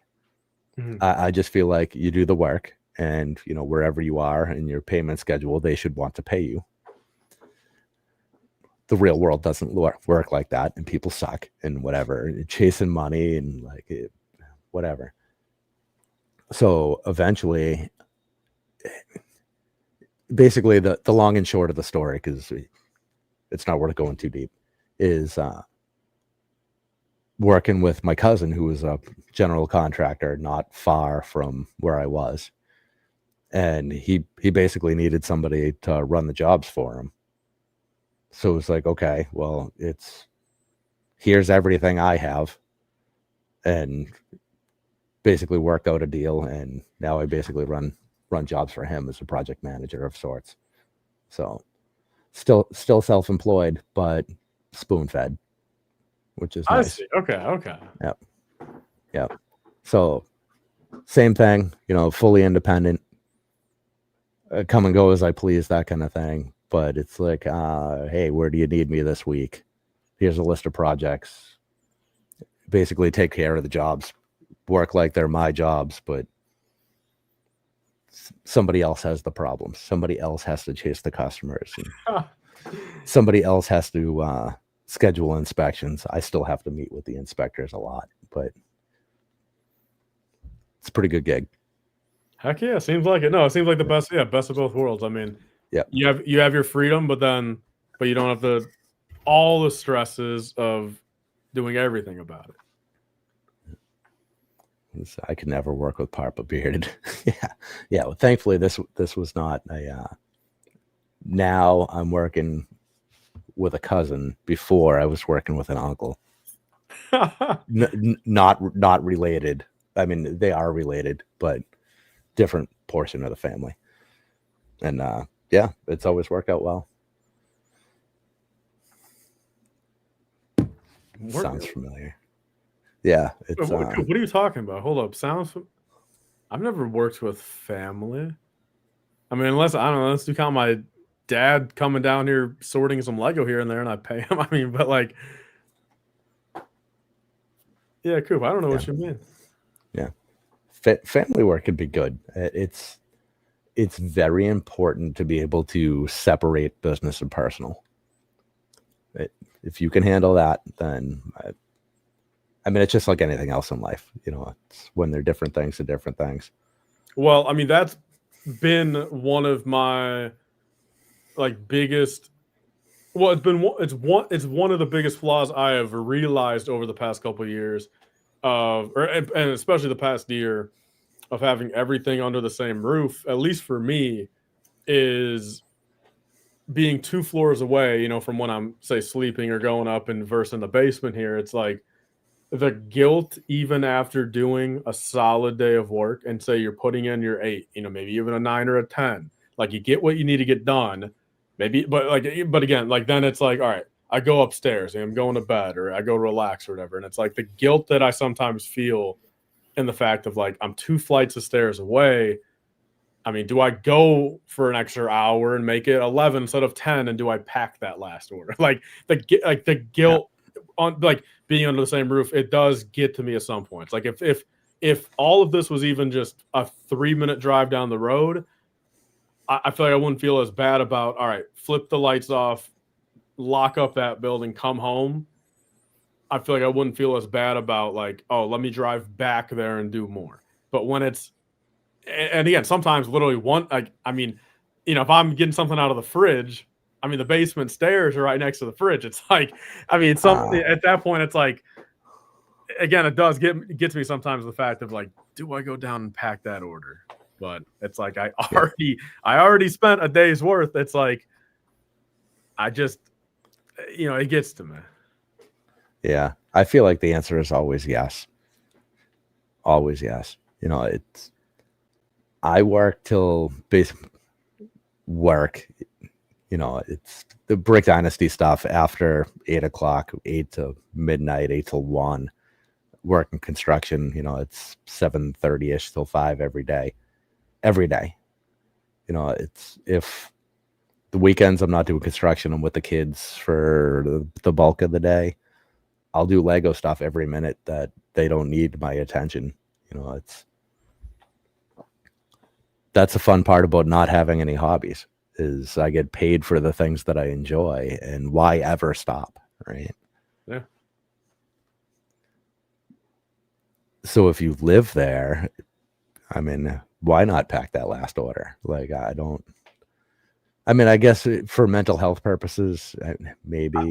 I guess it just comes down to the fact of like, there's got to be a cutoff to a degree in the day for a work-life balance. And again, like, if I put in that 8, 9, 10, it's like, there's got to be the balance between. I got to call it at a certain point. All right. You know what I mean? Like, at that point, it's like, then you like, where's like, if you don't draw the line at the fact of like, say you call it at 10, when like maybe there's 30 more minutes of work or an hour more like that you could do. And again, it's not an everyday thing. It happens here and there, but it's like, then like, where's that line drawn between go down and do that last hour versus just making it a 24-hour shift? You get what I'm saying? They're like, where's the line drawn there? Like, if you don't cut it somewhere. I always figure that, what is the option? If you can do something that's productive or you can do something that's not. If you're going to stop doing something productive to do something else that's productive, awesome. Like, if you're going to stop, you're going to mow the lawn, you're going to stop or, I don't know, wash your car or something. Cool. Makes sense. If you're going to stop to play video games. Well, so you're an advocate of no 3-hour video game sessions in one's life? You're an advocate of that?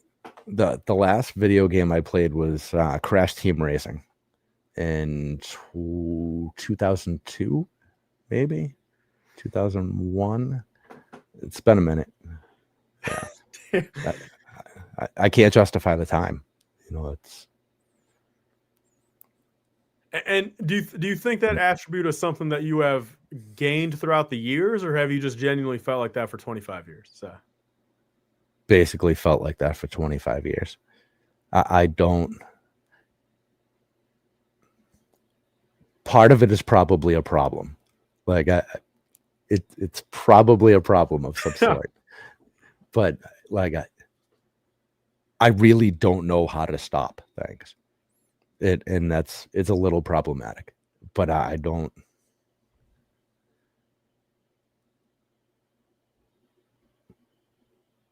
I don't know. I can't figure out how to do things that I don't see any long-term benefit from. Like, if you were playing video games for 3 hours and you could find a way to monetize that, awesome. Now that makes sense to me. And not that money is everything, but I mean, especially, looking back 20 years, like if I had been able to monetize things that weren't construction back then, half of my body probably wouldn't be falling apart now. Right. So, I mean, maybe that some of that is the hindsight is 2020 thing, but. So if you sat down tomorrow for a 2-hour video game session, you truly just don't think you could enjoy yourself at that point? Oh, I think I would probably enjoy the hell out of it while it was happening. I wouldn't want to deal with the inside of my head afterwards, though. Because of the guilt you'd feel that you did it? Oh, yeah. Oh, yeah. Yeah. Because, again, like we talked about momentum, that one would throw a whole wrench in the system. and I have too much to do all the time.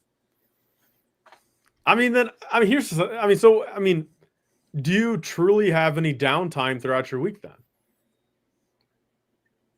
With anything, like, or for anything? No, I don't want any. Like I guess it depends on downtime, right? Because I have time with my kids, Sure. which is important, and I really enjoy that. But I don't see them much. You know, they go to bed early, so I see them 2.5 hours a day. I guess that's downtime. I mean, if they weren't here, like when they go to like their grandparents for vacation or something, that 2.5 hours that I would have had with them just gets transferred to work. Well, so you saying that you don't want any, do you think that is increased? Do you think the desire to not want any is increased by the fact of you have been this way for a magnitude of years? Like, do you think that is that? But like, do you think that is just how you are wired, period? Or do you think it's compounded in the fact of year over year, that is how you've done it and how it works for you, and you just don't necessarily want a different way? Or have you always been hardwired this way, you think? Like, period. Like, it's just who you would be no matter what. Yeah, I think I'm probably a little hardwired like this. Like I kind of naturally have tunnel vision to some degree.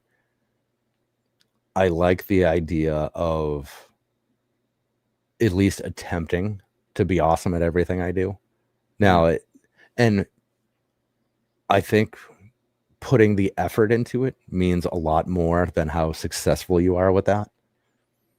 Like, I don't think I'm an amazing host by any means, but I enjoy the shit out of it, and I like trying and putting best effort in.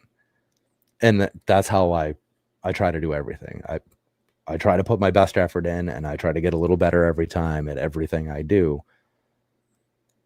I don't care if I'm ever the best at any of it, as long as, you know, I'm moving in the right direction. And I'm a horrible addict, like, in the truest sense. Like, I can't do a little bit of anything. I don't know how. But I do two things. I work with wood and nails, and I work with little bits of plastic. If I was to stop getting paid for one, then it would be a hobby.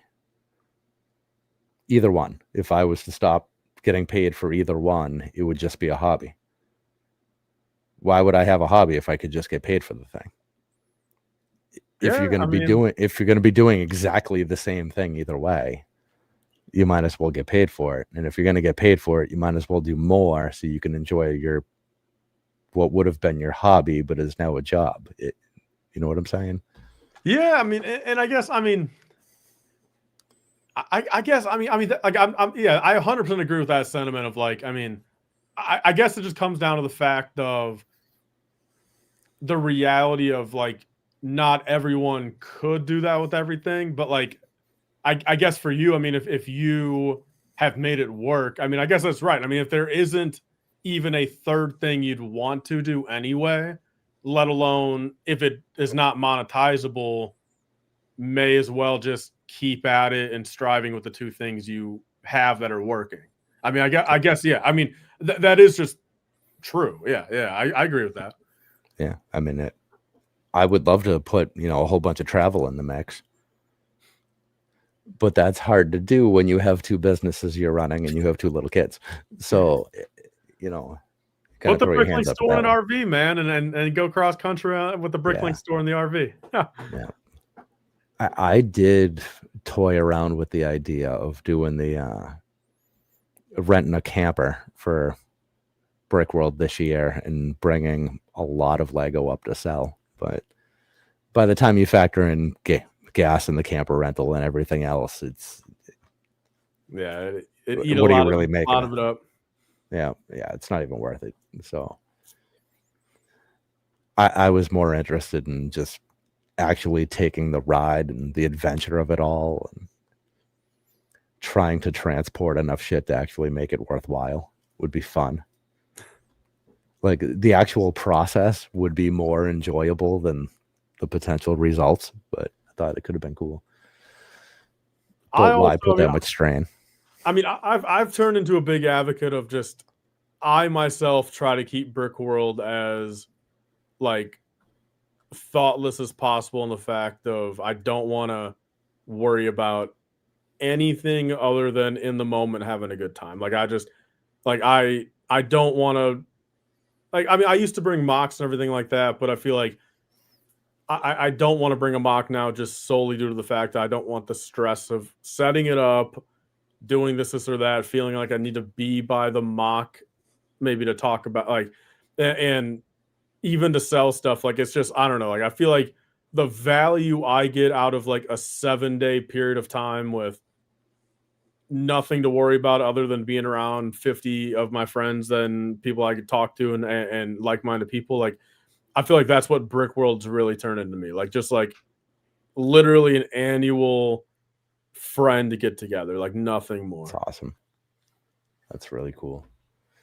But Brickworld is also like my one, like it is like the only vacation and I say vacation, I mean, it is a vacation, but it's 40 minutes away. It's like, I mean, it's, you know, I mean, I drive past the Renaissance, I mean, 10 times a year, 20 times a year. So like, it's definitely not no Malibu or anything like that. But I mean, it is like the one time a year I do something. So like, I don't feel bad like considering it that. Like if I, like, it's still technically like, to a degree, a business trip. Like I write it off and everything, like, you know, under LifeBricks, you know, since it is a business trip technically, but you know, networking thing. But like I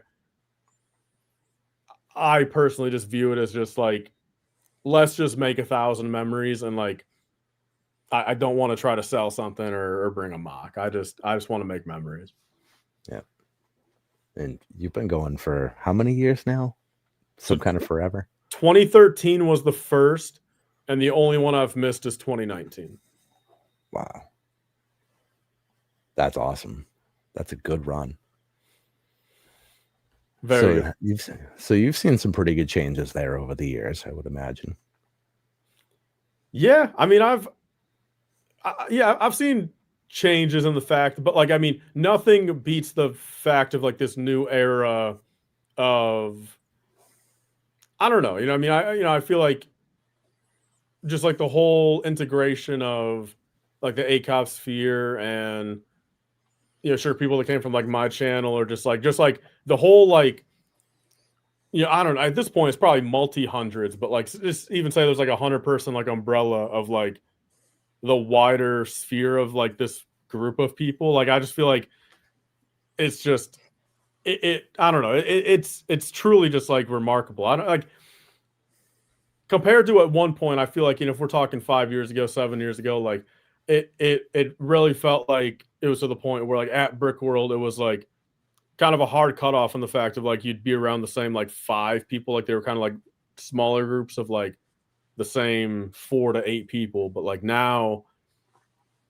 you know, it's like a pool of 100 people that just like they splinter off at any given point, and it's not just the same splinter of like 4 people. It's, you know, there could be a different group of 5 every day. It's just like, I don't know. I do like that atmosphere of it, of just like, you never know who is going to be in the plan until the plan's happening.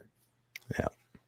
Yeah. And then all of a sudden you're rolling 30 deep to Fox and Hound or something. Yeah. Well, look, I will be the first one to say, I mean, Fox and Hound, I think, can handle it, but I think rolling 70 deep into Millers, I mean, I don't know about that. I mean, we took up like 7 to 8. I mean, it's like there was like 3 hours of people just a new group of 4 people just coming like every 10 minutes, and it's like, damn. Jesus. Do you okay? So you mentioned ACOB there. They are the milkshake that brings the boys to the yard. I mean, it's unbelievable looking at the entourage that just surrounds those guys. How much impact do you think they've had because they are like, I don't want to say they're the embodiment of COVID, but they are a similar situation, I think, bringing a whole different group of people. Because as an outsider, and I've said this in the past, if you come from outside of the world of Lego, like Sean is not who you picture a Lego collector to be, right? Yeah, especially not that's not the image as I he is. see. Yeah. Well, and I guess Shy is another good example of that. He is not the person you picture in your head when you think about Lego. Hmm. And these are the people that like kind of like congregate in that group that I never would have pictured. And I think they're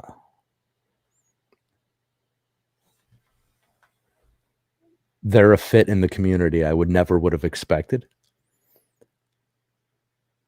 And I think it's wild that at least Sean hasn't been around for very long. Yeah, I mean, I do agree. I mean, just like 4 years for him. Yeah, it's bananas.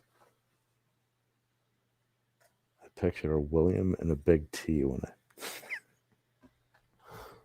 I guess I look like the embodiment of a Lego collector. Thanks, Coop. Yeah. Okay. So William. He's probably talking about LifeBricks Productions. He is exactly who I picture when I think of what a Lego collector looks like. And I don't mean that as a shot. I mean, I've talked to him. He's a real nice kid, but sure. Yeah. No, I know what you mean. Yeah. And Duck is another good example. Duck is somebody who I would picture as a Lego guy. Yeah. Yeah. Although he's what's the word I'm looking for here? He's far more entertaining. Because I do think he is a very interesting human being, and man, he's got a lot going on. Goddamn nerds. Yeah. But I mean, it takes a lot of people to make the world go round. And yeah, nerds is what I would have expected. Nerds is not what I found. They're yeah, but And awesome. that's what people thought this space was for decades. But now in the 2020s, people are realizing it's not just that. Yeah, which that kind of blows my mind because there is so much more diversity, and there are so many like guys, we'll say that in the community, way more than I would have expected. And then you turn and you start learning about older sets and all of the things that are going on, and then we get all this black box art and all this boring shit. It's like, man, the people are way more fun than I would have expected, but the actual product is becoming less fun than I would have expected. What the hell is going on here? It's a weird mix. Yeah. I don't know. It's pretty cool though. But all right. So I got one more question for you. We're getting pretty late here.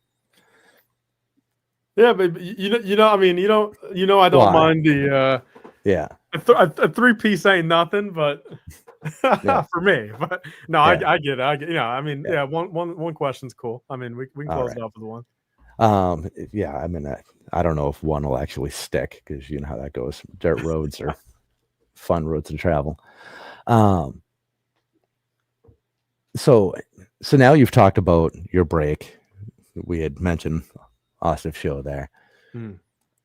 Now that you're back, do you feel like you've regained your stride? Are you completely comfortable again? Do you feel like anything ever happened now that you're back? I mean, I feel like my stride is still back, but I mean, I just objectively know that it's just a different era than it was a year and a half ago. Like just from, I think I'm realizing more and more. I mean, that the true distance that a year and a half really is, like when it comes down to like just like I don't know, being in the know and people watching and like I don't know, just like I'll say this much. Like I mean, I'm glad I'm back, and I'm glad that like that hurdle finally I hit it and jumped over it in the fact and got back, did a little stretch of videos and you know live streams, but I don't feel as which I mean this is probably a bad way to think about it. I mean I don't feel as urgent to like upload a lot like I thought maybe I would have. Like I don't know. I and I don't know if that's still just getting in my own head in that regard. But I still do feel off to a degree. Like I feel like I mean the videos I did. I mean I was back at pretty much full game, full potential, but I do still feel a little hesitant to like film period. But I feel like once I do film and upload it, like I did for 7 or 8 videos or whatever, there, it was great and felt rewarding, and I think I did good in them. But finding the desire to, I guess, go and film is not as much as it once was.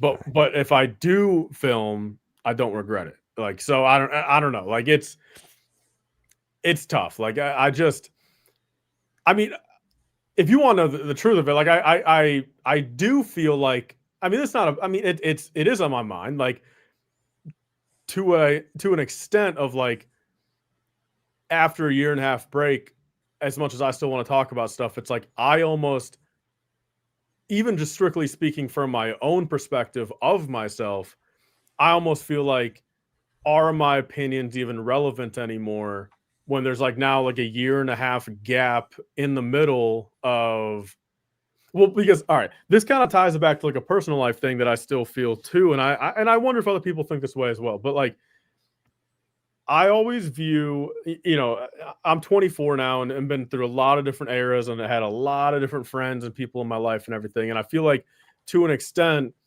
it's almost weird because, I mean, there was a handful of people, of course, that like pretty much from like age like 10 and 12, like, the main portion of like 10 years there in my life virtually knew everything that happened to me like on a daily basis. And I do got to admit, like meeting new people and like getting friendships with people on like a personal level, it almost feels a little off because they don't know my full history because like there's missing pieces in the fact of like, am I going to give, I mean, no one wants like a 5-hour autobiography about my, it just doesn't matter. But like, I also feel like it's a little weird because there's pieces missing, although maybe it doesn't matter for the future. And I almost feel like that about my channel now. All right. There's a year and a half gap missing of my opinions on stuff, like virtually all of the 2024 stuff, like, going into 25, like, that type of stuff. Like there's such a big piece missing. I almost feel like it's almost a little awkward now, like for getting back into it since there's stuff missing, if that makes sense. Since I didn't film anything, I didn't give I gave my opinions on an ACOB here and there, or maybe a Ryan stream or a Christo stream, but like on my own channel, it feels a little weird not having like documented opinions, in video form for such a long period of time. It almost feels like now there's no point of me giving future opinions since I was on such a big stride there forever. And then now there's a piece missing that can never get back. So it's like, it's cracked, like the puzzle's cracked or whatever, the rock is cracked. It's like, does it matter if I go forward with it? Like I am battling that to a degree because if you get what I'm saying, like there's a piece missing.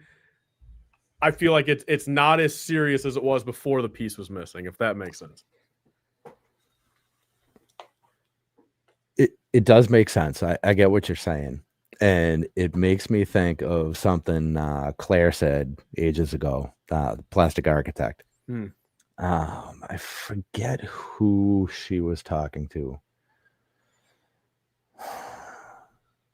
It might have actually been Brent when he was on Cali Brick Click ages ago. it's in your head. If you take time off and you come back, your people are going to be there and they're going to be excited to see you. And the people that aren't excited to see you didn't know you were gone because they were living their own life and getting divorces and going to the hospital and getting fired from their jobs. And they think you were only gone for a month or 2 weeks, or they don't realize that the void is as big as it is, or that the absence is as long as it was. Sure. Because they all have their millions of things going on too. So while you're thinking, oh shit, these guys missed a year and a half out of my life, they only missed whatever, 17 uploads. In their head, yeah. So, but these are the games we play in our own heads, and the longer you start doing that, the mental harder games it is. and your head. I mean, that shit is just, it's crazy what your brain does when you just overthink. Yeah. Well, because I mean, because I'll say this much too. I mean, off the videos and the streams I've done on my own channel for the past couple months, like I have found myself many more times than one referencing something like in my own video or my own stream, referencing something or like a thought process or an opinion that I know I've said, but again, it was on an ACOB, a Cristo Orion. So sure, there's some crossover of people watching, but like in my own stream on my own channel, there's obviously some degree of people that weren't watching those other people's streams I was in. So I found myself many times saying like, oh, you guys know how I said this or like this, but they don't, but most of these people don't, because it's not documented on the LifeBricks channel. So there's a good chance a lot of those people have not heard that opinion that I've had, or heard the mindset I have about something, because it's on a different channel that they probably didn't watch. So I've found myself referencing that stuff a lot more, and it sucks because I should not be referencing it, because there's no actual reference to be going back to. Yeah. Sure, I mean, you could say it's all. I mean, it is all in my head. Like, I mean, me thinking this serious about it is 100% a mental thing. Yeah, but like, and it is a fact. We also get too close to things, right? Like last week, we did the investing show, and I had a bunch of the guys, all YouTube guys, on, and I was trying to make reference to a previous show. But you get so into watching things, I didn't know if it was on my show or one of the other guys' shows that I was just a viewer of. Mm-hmm. Like I don't know where this came from. It was on one of our shows. I don't even know if it was mine or not. All of those lines get blurred. And if you are referencing something that you said on ACOB, those people should get their ass in gear and go follow you over there. Because if they want more of you, they know where else they can find you. So they should get their ass in gear and just migrate over to that channel and watch you over there too. If they're so desperate for the content, you can tell them where to find it. I think I need to change my name to Overthinking Bricks instead of LifeBricks. Yeah. And then you could start giving therapy classes. Hey, like I said, eventually, I want to be a public speaker eventually. There you go. Although, man, I got to be honest. I mean, I don't know. The more I think about how much I'm in my own head, the more I always say the public speaking thing is kind of a joke. Like, since again, people think I have crazy takes and shit. It's like, like I semi joke about it, but like I semi don't. But like, the more I think about how much I'm in my head, I almost feel like I actually would be doing harm translating this much like mental thoughts into other people's head. Like, you know what I'm saying? Like, if I like project these mental games that are always in my head onto other people, like I actually feel like that'd be like a felony or something. Yeah. Or you could change the perspective on it just a little bit and tweak your delivery, and you could be a public speaker, comedian, overlap the two. So then you get all the thoughts out, But And people don't even take it if too serious. So if Yeah. harm's done, I mean, I can just say, hey, I was just joking. Yep. So let me see if I can pull this up. No, I'm gonna screw something up if I touch anything because that's my life. You did a live stream. It was I want to say it was like your second one back, maybe somewhere in there. I looked at it the other day, and you had 40,000 views on it or something crazy. So it was a video, but yes, it was. It was a video. Yeah. Yeah, Okay. Yeah. That's what it was. 40,000 views is a lot of views for somebody who'd been quiet for a very long time. No, I know. I mean, I was pretty surprised on that and pretty grateful in the fact of like, the algorithm still helped me, sure, but like just in general, that many people wanted to hear my opinion still. Like I am pretty surprised. Yeah. Yeah. And you shouldn't be surprised by that. Like I understand. I understand, but but now it's happened and you've seen it. Like there are people in chat right now. Thank you guys for being here. None of these people are here for me. They're here for you. Or, if they've been here for several shows, they're here for the other guests, Coop's going to be in the chat next week, no matter what the guest is. So you're the no. So Coop you're the won't be in solid chat variable here. Yes, everyone in the chat, you're the solid variable. Yeah, they'll I don't be know here. About that. And guys, I do appreciate all of you, and thank you for being here. I'd love to have you here every week, but I understand I interview very different people every week, so not every guest is for every group, and I get that, right? So anytime somebody doesn't come, I understand, right? You get some channels where it's kind of all the homies all the time. So the group gets bigger. You know what you're getting every show. Here, you don't necessarily get that. So I understand when people don't come. But with you, people know what they're coming for. And you give them what they're coming for. That seems like a good reason to continue to give them what they're coming for. I don't know. And I know what you mean. And believe me, the amount of times I think to myself, all I got to do is flip my damn camera on and everything I say, like on streams or like everything I like say to myself or like maybe in a private call with a couple, like every opinion that is like formulated in my head about any of this Lego stuff, I just need to flip the camera on, film myself talking about it. And that's all I do. And that's all that works. Like, because that is what I do. And that's what people come to me for. Like, I just need to film. I almost just need to have like a camera, like, I don't know, like a camera on my head that like comes down and just like 24/7 films me. It's like whenever I like get an opinion out, I just clip it and put it on my channel or something. That would be amazing. Amazing. And people would eat that up because you will say shit that nobody else will say. Yeah. But I mean about Lego and anything. I mean, I'll even speak the truth about history. Yeah. Yeah. I mean, and people can think whatever they want in any direction and whatever, but there's value there. And it's awesome and it's entertaining and it's all of those things. Have some fun with that. And even if you don't do anything with it and you just record it and say, all right, well, fuck it, I don't feel good about that one. At least you got it in the can, right? And then we go back to momentum again. This has motivated me. I'm going to try to get another video out by the end of Sunday. Awesome. And even if you don't release it, at least you've recorded it. And then you kind of getting the ball rolling again. And then it can eat you up on the inside that you recorded it and you didn't do anything with it. So you'll have to do another one, right? Yeah, I'm convinced. Yep. There you go.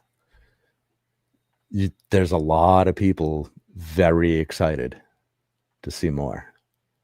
So you can think and stay inside your head all you want, and that you do you. I mean, I'm never going to give you a hard time about any of it, but do know that there are a lot of people that are just very excited to hear from you, whatever your takes are, whether it's specifically Star Wars, or it's just, you know, Lego in general, or any kind of direction you're going, the people are there, you know. I will say this much. I mean, it's always, I think about it here and there, and the fact of, like, you know, I'm fearful for, I mean, hell, if I'm, you know, turning 80 and I'm still this mentally in my head, and I'm like, you know, I'm screwed. You know what I mean? I spent 60 years being in my head, and now here, like, I mean, it is a fear. I mean, I think about it. I mean, I'm like, I've got to break the cycle. I just have to. Yeah. I mean, being in your head's dangerous. Like, I cannot introduce myself to a person in person at all.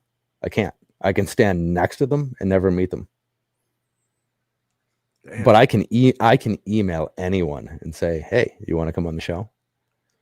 And have no issues getting rejected, being ghosted, you know, whatever the thing the kids say these days, left on red, whatever. None of that bothers me. But I can't introduce myself to a person, like, in person. Incapable of it, can't do it. We all have things in our heads, you know. It's, you find your solutions. I travel with my wife. She's pretty good at that. She'll make all the introductions I can't do. Star Wars March set pick in October and no news. Yeah, but Coop, your Instagram account literally got banned for that picture, bro. If I would have put it in a video, I'd have been done. I would have been done. Yeah, that would have been not great.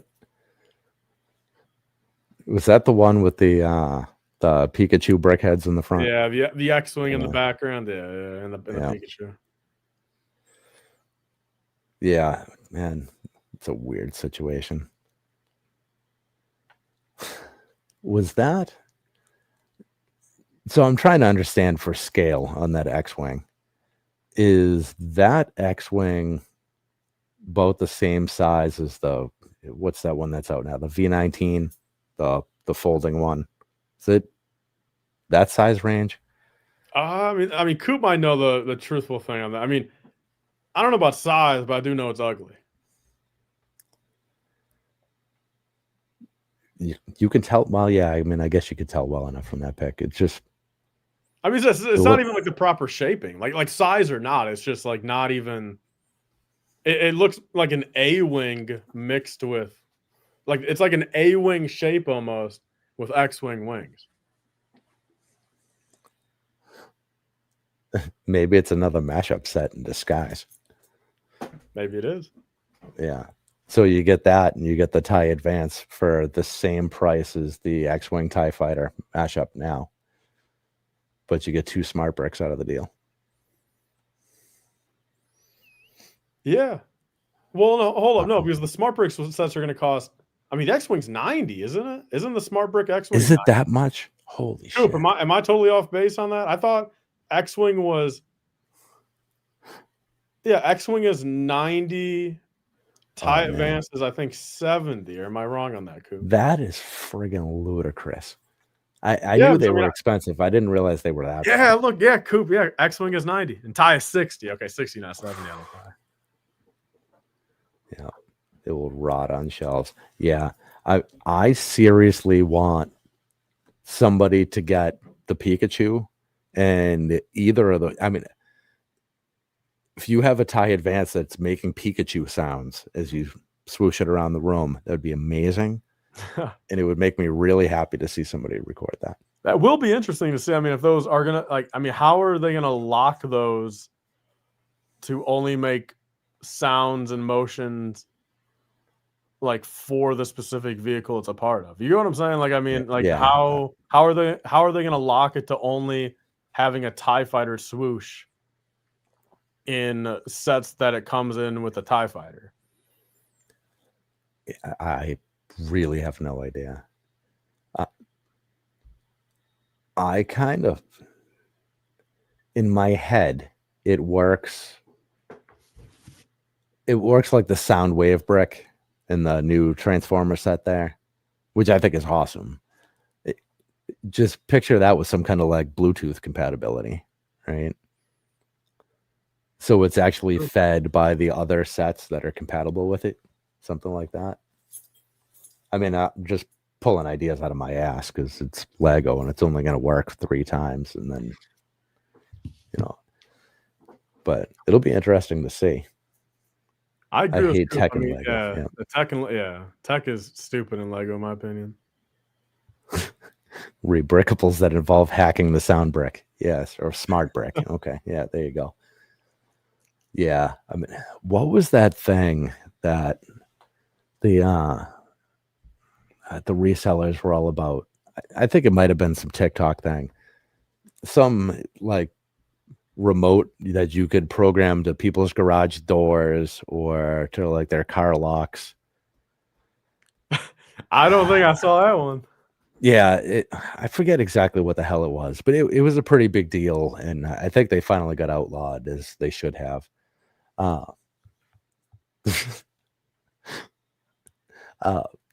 If somebody gets something like that, that would be amazing, and you could start reprogramming other people's smart bricks. Oh yeah.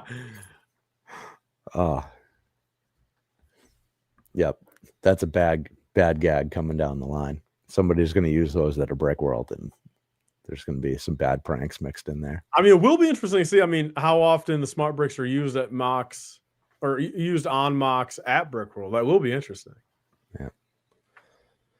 Yeah. If those are built on the Mario tech there,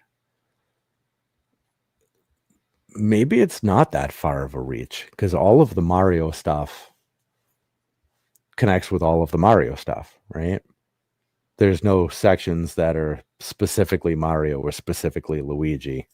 That whole ecosystem. I gotta be honest, I've never once used a Mario electronic. I've never once held a Mario Lego electronic guy in my hand. Okay. So I have no clue how that works. I really don't. I mean, all I know is you put a battery in him and his eyes light up. That's all I know. Okay.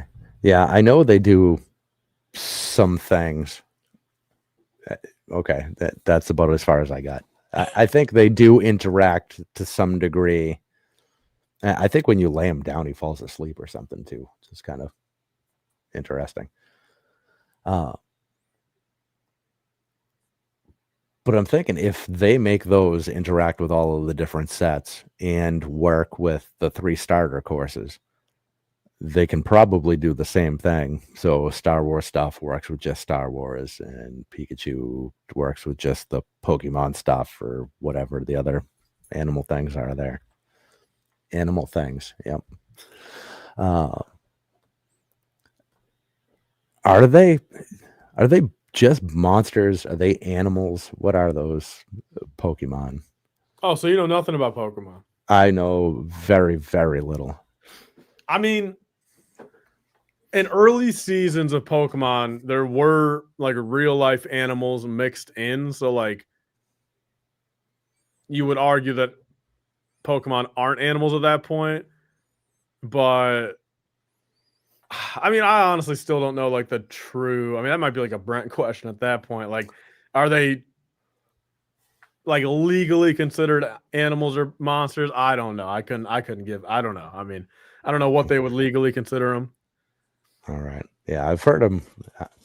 What's the guy's name? The guy with the funny toe thumbs. His show is called. No, like an actual like human. He's got a show, but he's got the Megan Fox thumbs. They look like big toes. What the hell is his name? He's got a show called Pocket Monster something. And the whole channel is basically just him doing YouTube shorts, just opening packs for is it 30 seconds. Deep Pocket Monsters? Yeah, that guy. Yeah. So he's got 2 Pokemon channels, one for long form, one for short, I believe. And he's worth like $500 million or something. He's got real companies, real things that he does. Card convention too. Like he hosts his own like Brick World, but for Pokemon cards. Yeah. Why the hell can I not remember his name? He's a little guy. I don't know his real name. If that's what I don't remember that offhand. Yeah, I'm a little annoyed that I can't remember it because he was on the Think Media podcast, and he was talking about how he formed those channels and how he started promoting it, and behind the scenes. It was really interesting. Marketing in social media just blows my mind because I still have a hard time believing that industry exists. It just doesn't seem like it should. It's like not natural. But it's kind of human nature at the same time. Think about Yes, 100% certain they'll be hackable. Yeah, that makes good sense. If they are hackable, it will be the most entertaining product they've ever put out. Oh, especially if it gets hackable. If it gets real funny hackable, like, I don't know.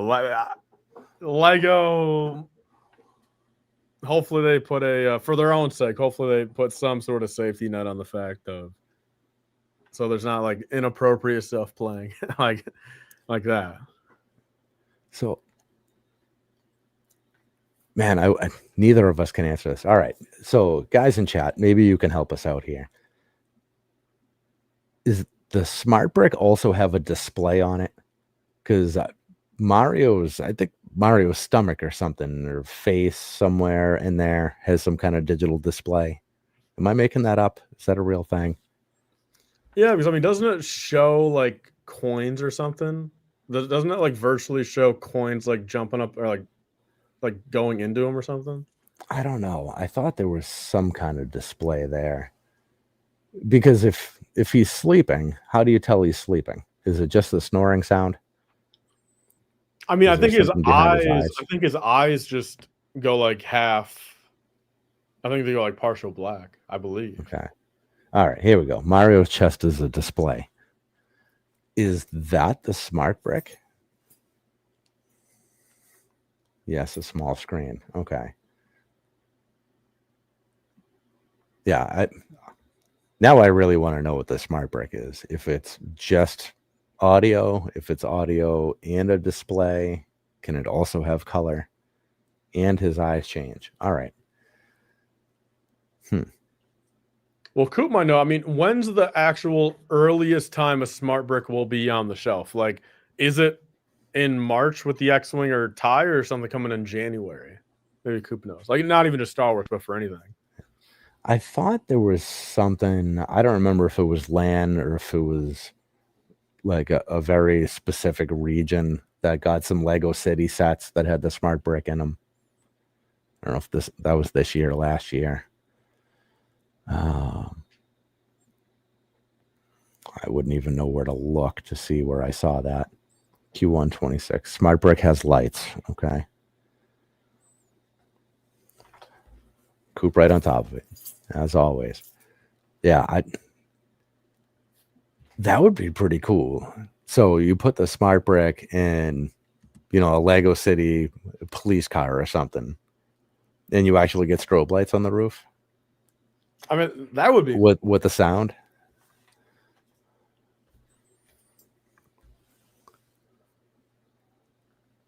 That'd be pretty sick.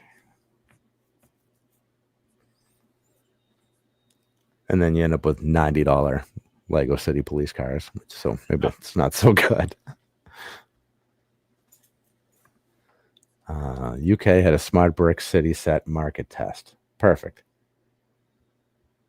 BrickTap shared a pic of the smart bricks. So I think in the Pikachu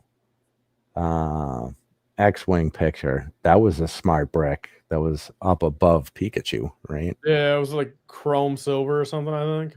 Yeah.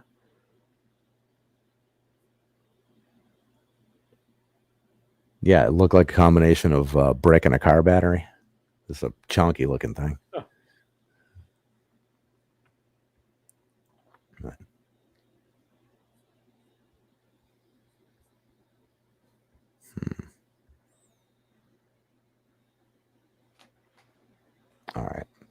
I'm always afraid of clicking things, so I'm just gonna not do that.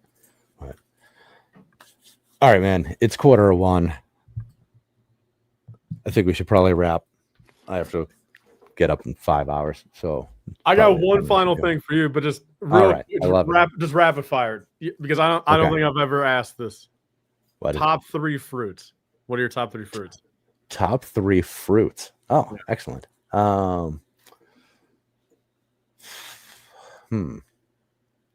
That's a hard one. We'll start off fairly generic and say strawberry. I've actually really grown to like tomatoes, the small ones. Are tomatoes fruits? I thought they were Yeah, vegetables. yeah. No, tomatoes are fruit.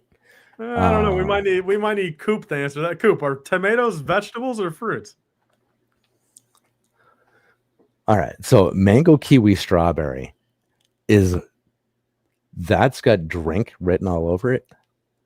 Yeah, tomatoes are fruit. What? Bro, I've never known that. I didn't learn that in high school either. Mango, kiwi, strawberry. Yeah, I mean, really, those are 3 things that I love to eat, but would never purchase for the sake of consuming. Passion fruits aren't something I go to the store for, I don't think.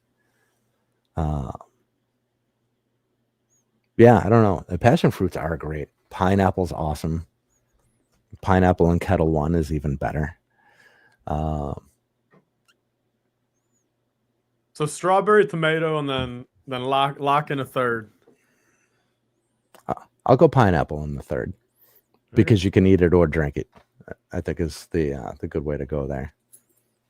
What about you?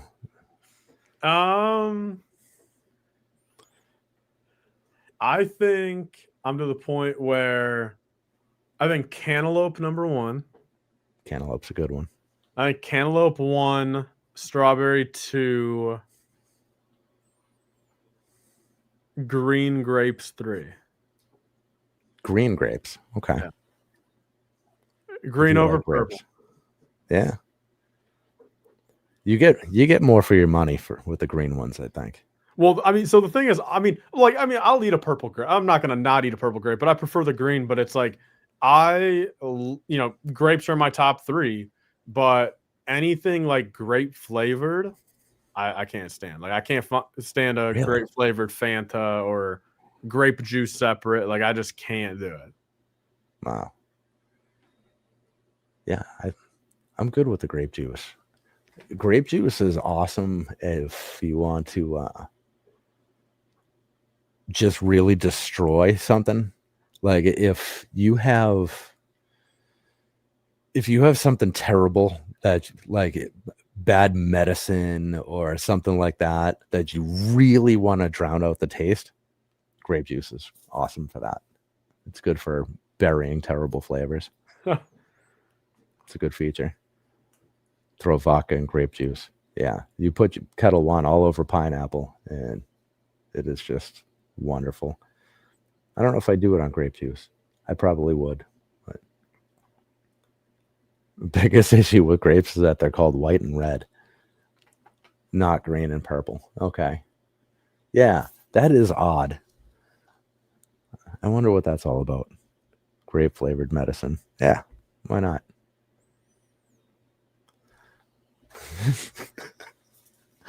This is a turn I hadn't expected, and I love it.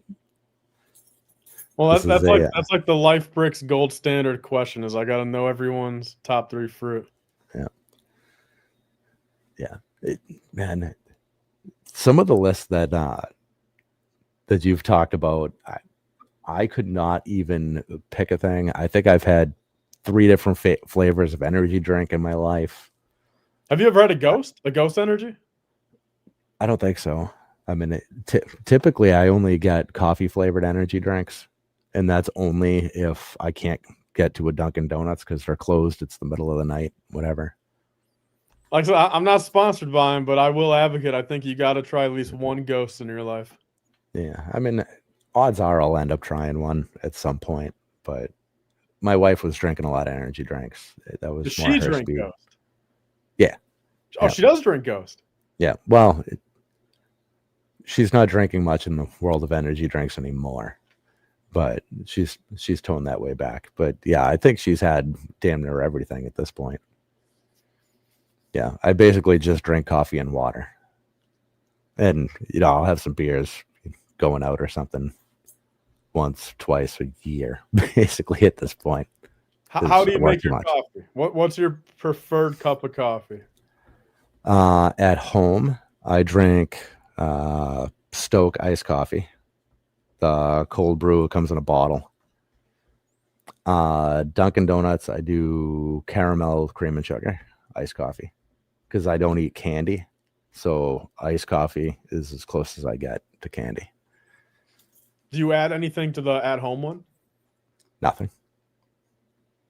No, it comes, whatever it is, lightly sweetened in the bottle. So just black. Have you always been a cold coffee guy, or have you made the switch? Like, were you once a hot coffee guy? I can't do hot liquids. My body just has no tolerance for it. So you've always been a cold coffee guy. Yep. Yeah, I can't do soup, nothing like that. Well, see, I mean, I don't know if this is a hot take, but I mean, when I do soup, I just eat it out of the can. I'm a big soup guy, but I just eat it right out of the can. I don't warm up my soup. Cold? Yeah, Really? like it's just in the counter, and I'm just, maybe once a month. I mean, I'll just go grab a can of soup and just open it up, take a fork, and just eat it out of there. That's wild. I didn't even know that you could do that. I mean, obviously, I knew physically it could happen. Well, I mean, it's got to be fine, right? Because I mean, it's like it's considered a non-perishable food, right? And that's what that means, right? Yeah, I guess. I mean, you're able to have that, if the apocalypse happens, right? I mean, because in The Walking Dead, they're eating cans of soup 4 years old, right out of the can.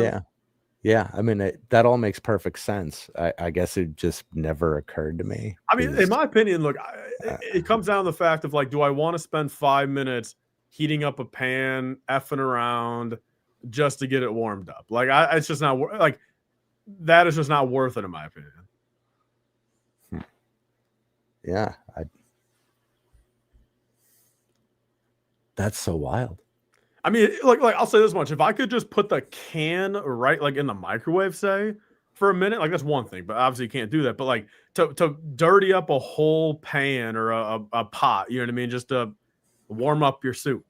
Like, am I going to dirty up a pot just to get it a little warm? Like, that's just ain't worth it. Yeah. Well, I mean, that makes sense to me. Like, if I cook frozen raviolis, which I do from time to time, I'll just dump the bag in, cook them, and then eat them out of the pot. Because there's no point in getting a plate dirty.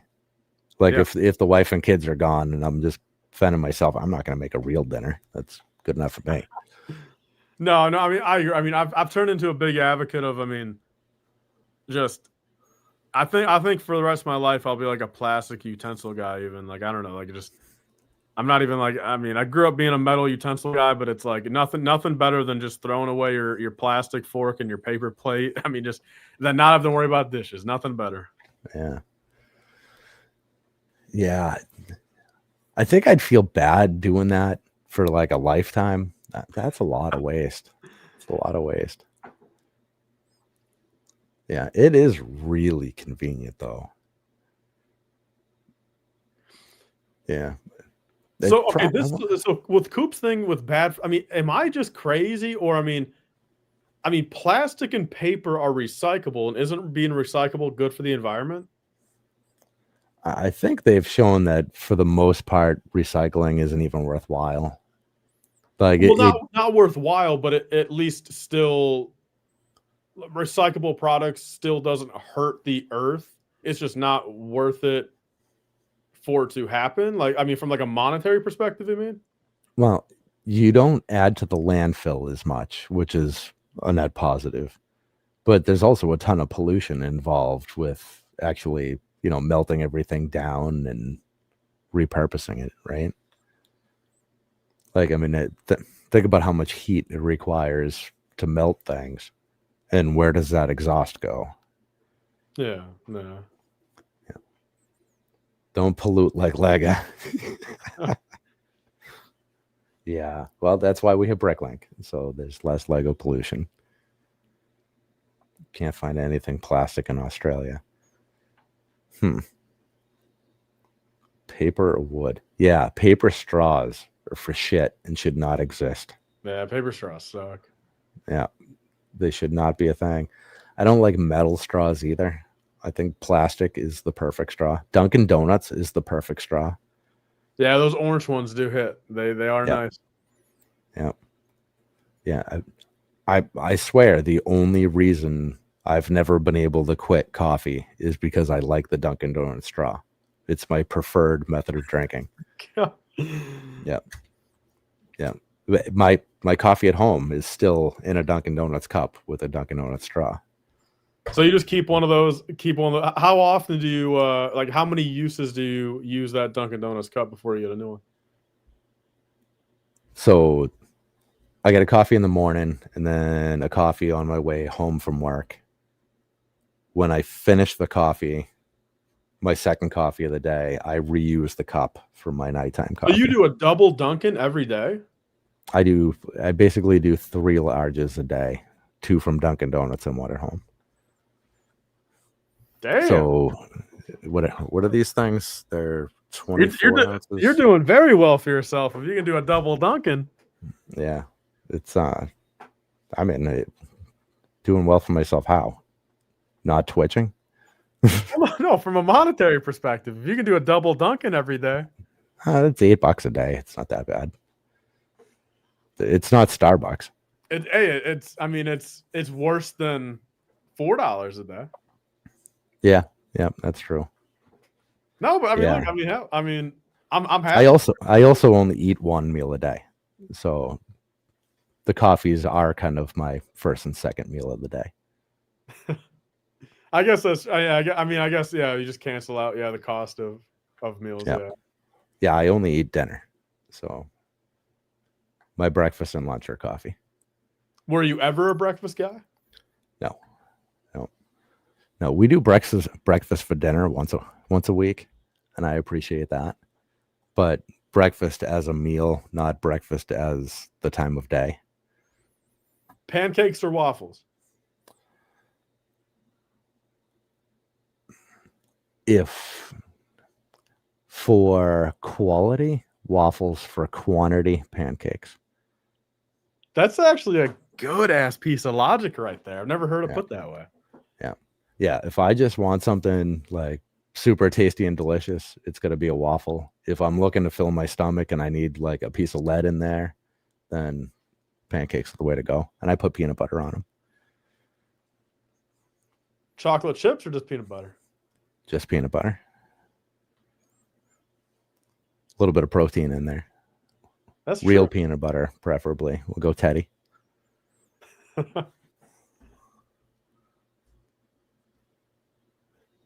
All 20 million of us making such. Oh, okay. Blueberry pancakes are delicious. That is true. But I'm a blueberry muffin guy. Blueberry muffins are good. I've learned that what do they call them? The low-fat blueberry muffins at Dunkin' Donuts are better. I didn't even know they had low fat there. They actually have 2 different types of muffins at Dunkin'. Yep. Yeah, you can get low-fat blueberry at some of them. And they have they don't have the giant crusty like sugar chunk things on them. Oh, that's true. Yeah, because the sugar granules. Yeah. Yep, makes them better. Peanut butter and honey. I don't think I've ever put honey on anything, which is weird. I don't know why I haven't done that. Honey sounds like it's I know it's a fairly healthy thing, so I don't know why I don't do that. Now I'm curious about honey on my pancakes. I never considered that. Usually if the pancakes are dry, I just squeeze my egg on them, wet them up that way. That works nice. Egg yolk on pancakes is delicious. I've never tried that. Try Caro? I don't know what Caro is. I'm going to break my diet. Don't do it. Diets are no good. They have to become lifestyles and make them forever. That's my take on it. But my weight has moved plus or minus 2 pounds in 20 years. Damn. You get to this point where you decide that you want to be in a spot, and then you maintain that spot for a while, and then you start getting this creeping fear where, what if I try something a little different? Is it going to be catastrophic? And then it just becomes all consuming. Like, no, you cannot vary because everything is just going to fall apart. That's the point I've reached now, because I'm at that age where I know metabolism is going to start slowing down and things like that. Yeah. So there's less, I don't know, cheating. It's because it's not really a diet, but I'm a lot less inclined to be tempted by the occasional brownie. Ooh, and I love brownies. I do think brownies are the most slept on dessert. I think cupcakes are the most overrated. Yes. Yep. I think, yeah, cupcakes, I mean, nowadays, I mean, I don't know, 1 out of every 10 cupcakes is anything special. I mean, all the other I mean, and I'm even I mean, I don't even like cake. I mean, I think cake itself is overrated. Yeah. I would much there. rather do a pie. Yeah. Pies are good. I'm a sucker for an ice cream cake, though. True. Are you a cheesecake guy? I like cheesecake as well. Yeah. Yeah. I think I like just about every kind of cheesecake, except for there was one that was like dark chocolate with like some kind of chocolate like frosting or something on it. That was way too much for me. I'm not a huge chocolate guy, but just about every other kind of cheesecake I've had was good. Yeah, I mean, I predominantly just like, I mean, I'm an OG cheesecake guy. Then my favorite pie is lemon meringue. Lemon meringue. That's the one with the white fluffy stuff on it, right? Yeah. I would imagine I've tried that. I don't know. Oh, no, that's right. I didn't like that one because that white fluffy stuff is actually egg whites. It is, That's yeah, right. Yeah. Yeah, that one, the texture on that was not what I expected going into it. Yeah. Oh, Bearded's a lemon meringue guy. Ooh, okay. I remember Thanksgiving as a kid loving custard pie. And then it was like 2 years ago or something. I tried it again. It was like, what the hell was wrong with me? How could I ever have liked this? Apparently, taste buds change enough over the years because I was almost ashamed of myself. I'm like, what the hell? Batter powder in your Oh man. Brownie batter powder in your mouth. Oh, I can just feel the choke. Key lime. My daughter is obsessed with key lime pudding. I don't think I've ever had anything key lime anything. Oh, sorry, key lime yogurt, not pudding. That's what it is. Yogurt. Yeah, well, it's weird. Like Yoplait or something. Yeah, it's got the containers in 2 different sections. So one triangle is the actual yogurt. Oh, so and the other triangle is like a Chobani. Yeah. That's exactly what it is. Yeah. She loves it, and she's 3, so she gets all excited actually at doing the process of folding it. Yeah, she loves that. Yeah, gotta have my key lime, Daddy. I need key lime. It's like, for the longest time, I had no idea what the hell she was talking about because it wouldn't have key lime yogurt just doesn't make any sense to me, but she loves it.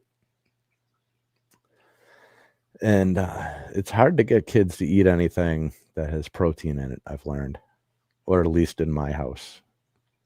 So even if you can only get tiny little bits in them, let them have it. Jesus. Oh, tapioca. Tapioca is a wild one.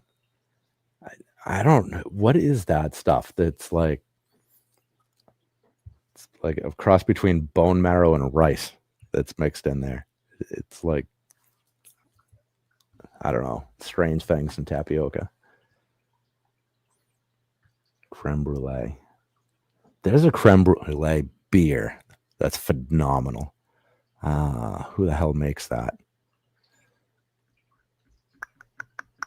It's the same company that makes Ashtray Heart.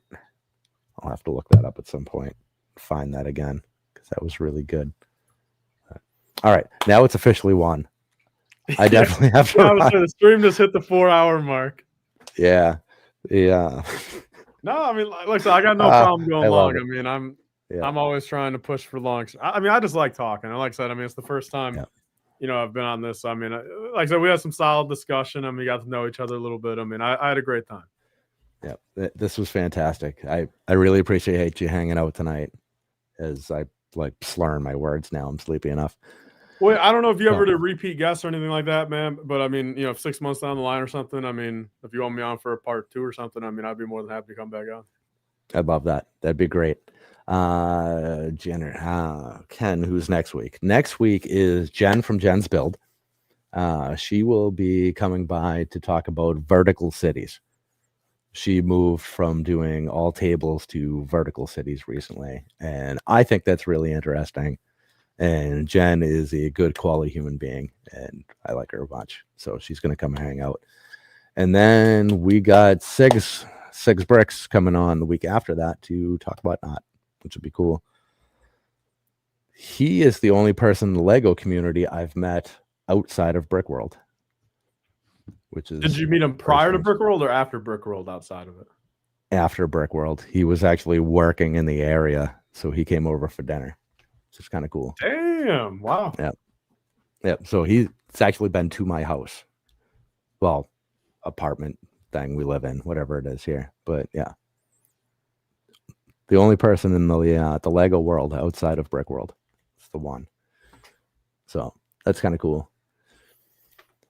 Makes me feel like this world really does exist outside of YouTube, which is cool. So that's the next 2 weeks. Then we have Z Cerberus will be on with us to wrap up the month. So haven't been on, will be cool. I think that's all that's in the works. Yeah. I will message you soon about the app and about Parallax. Yep. Yeah, for sure. Yeah, there's actually I'm looking right. Yeah, there's 3 pieces in your store that I do need. I mean, the legs predominantly, but there's 2 other ones from the want list. All right, awesome. Well, I will. I'll check in with you about those things tomorrow, which is already today. So we'll do that soon. For sure. Yeah. I mean, no rush. I mean, especially. I mean, take your time on the app. I mean, whatever you want to do with that. But I mean, I would really like to try that. I think that'd be very beneficial for the. But let's just hope those legs don't sell in 24 hours. But again, no rush. I mean, all right. Very good. All right, everyone. Thanks for hanging out tonight. It's been real. I will hopefully see you guys all next week, or at least in the next 2. Good night, everyone. Thank you again, Tyler.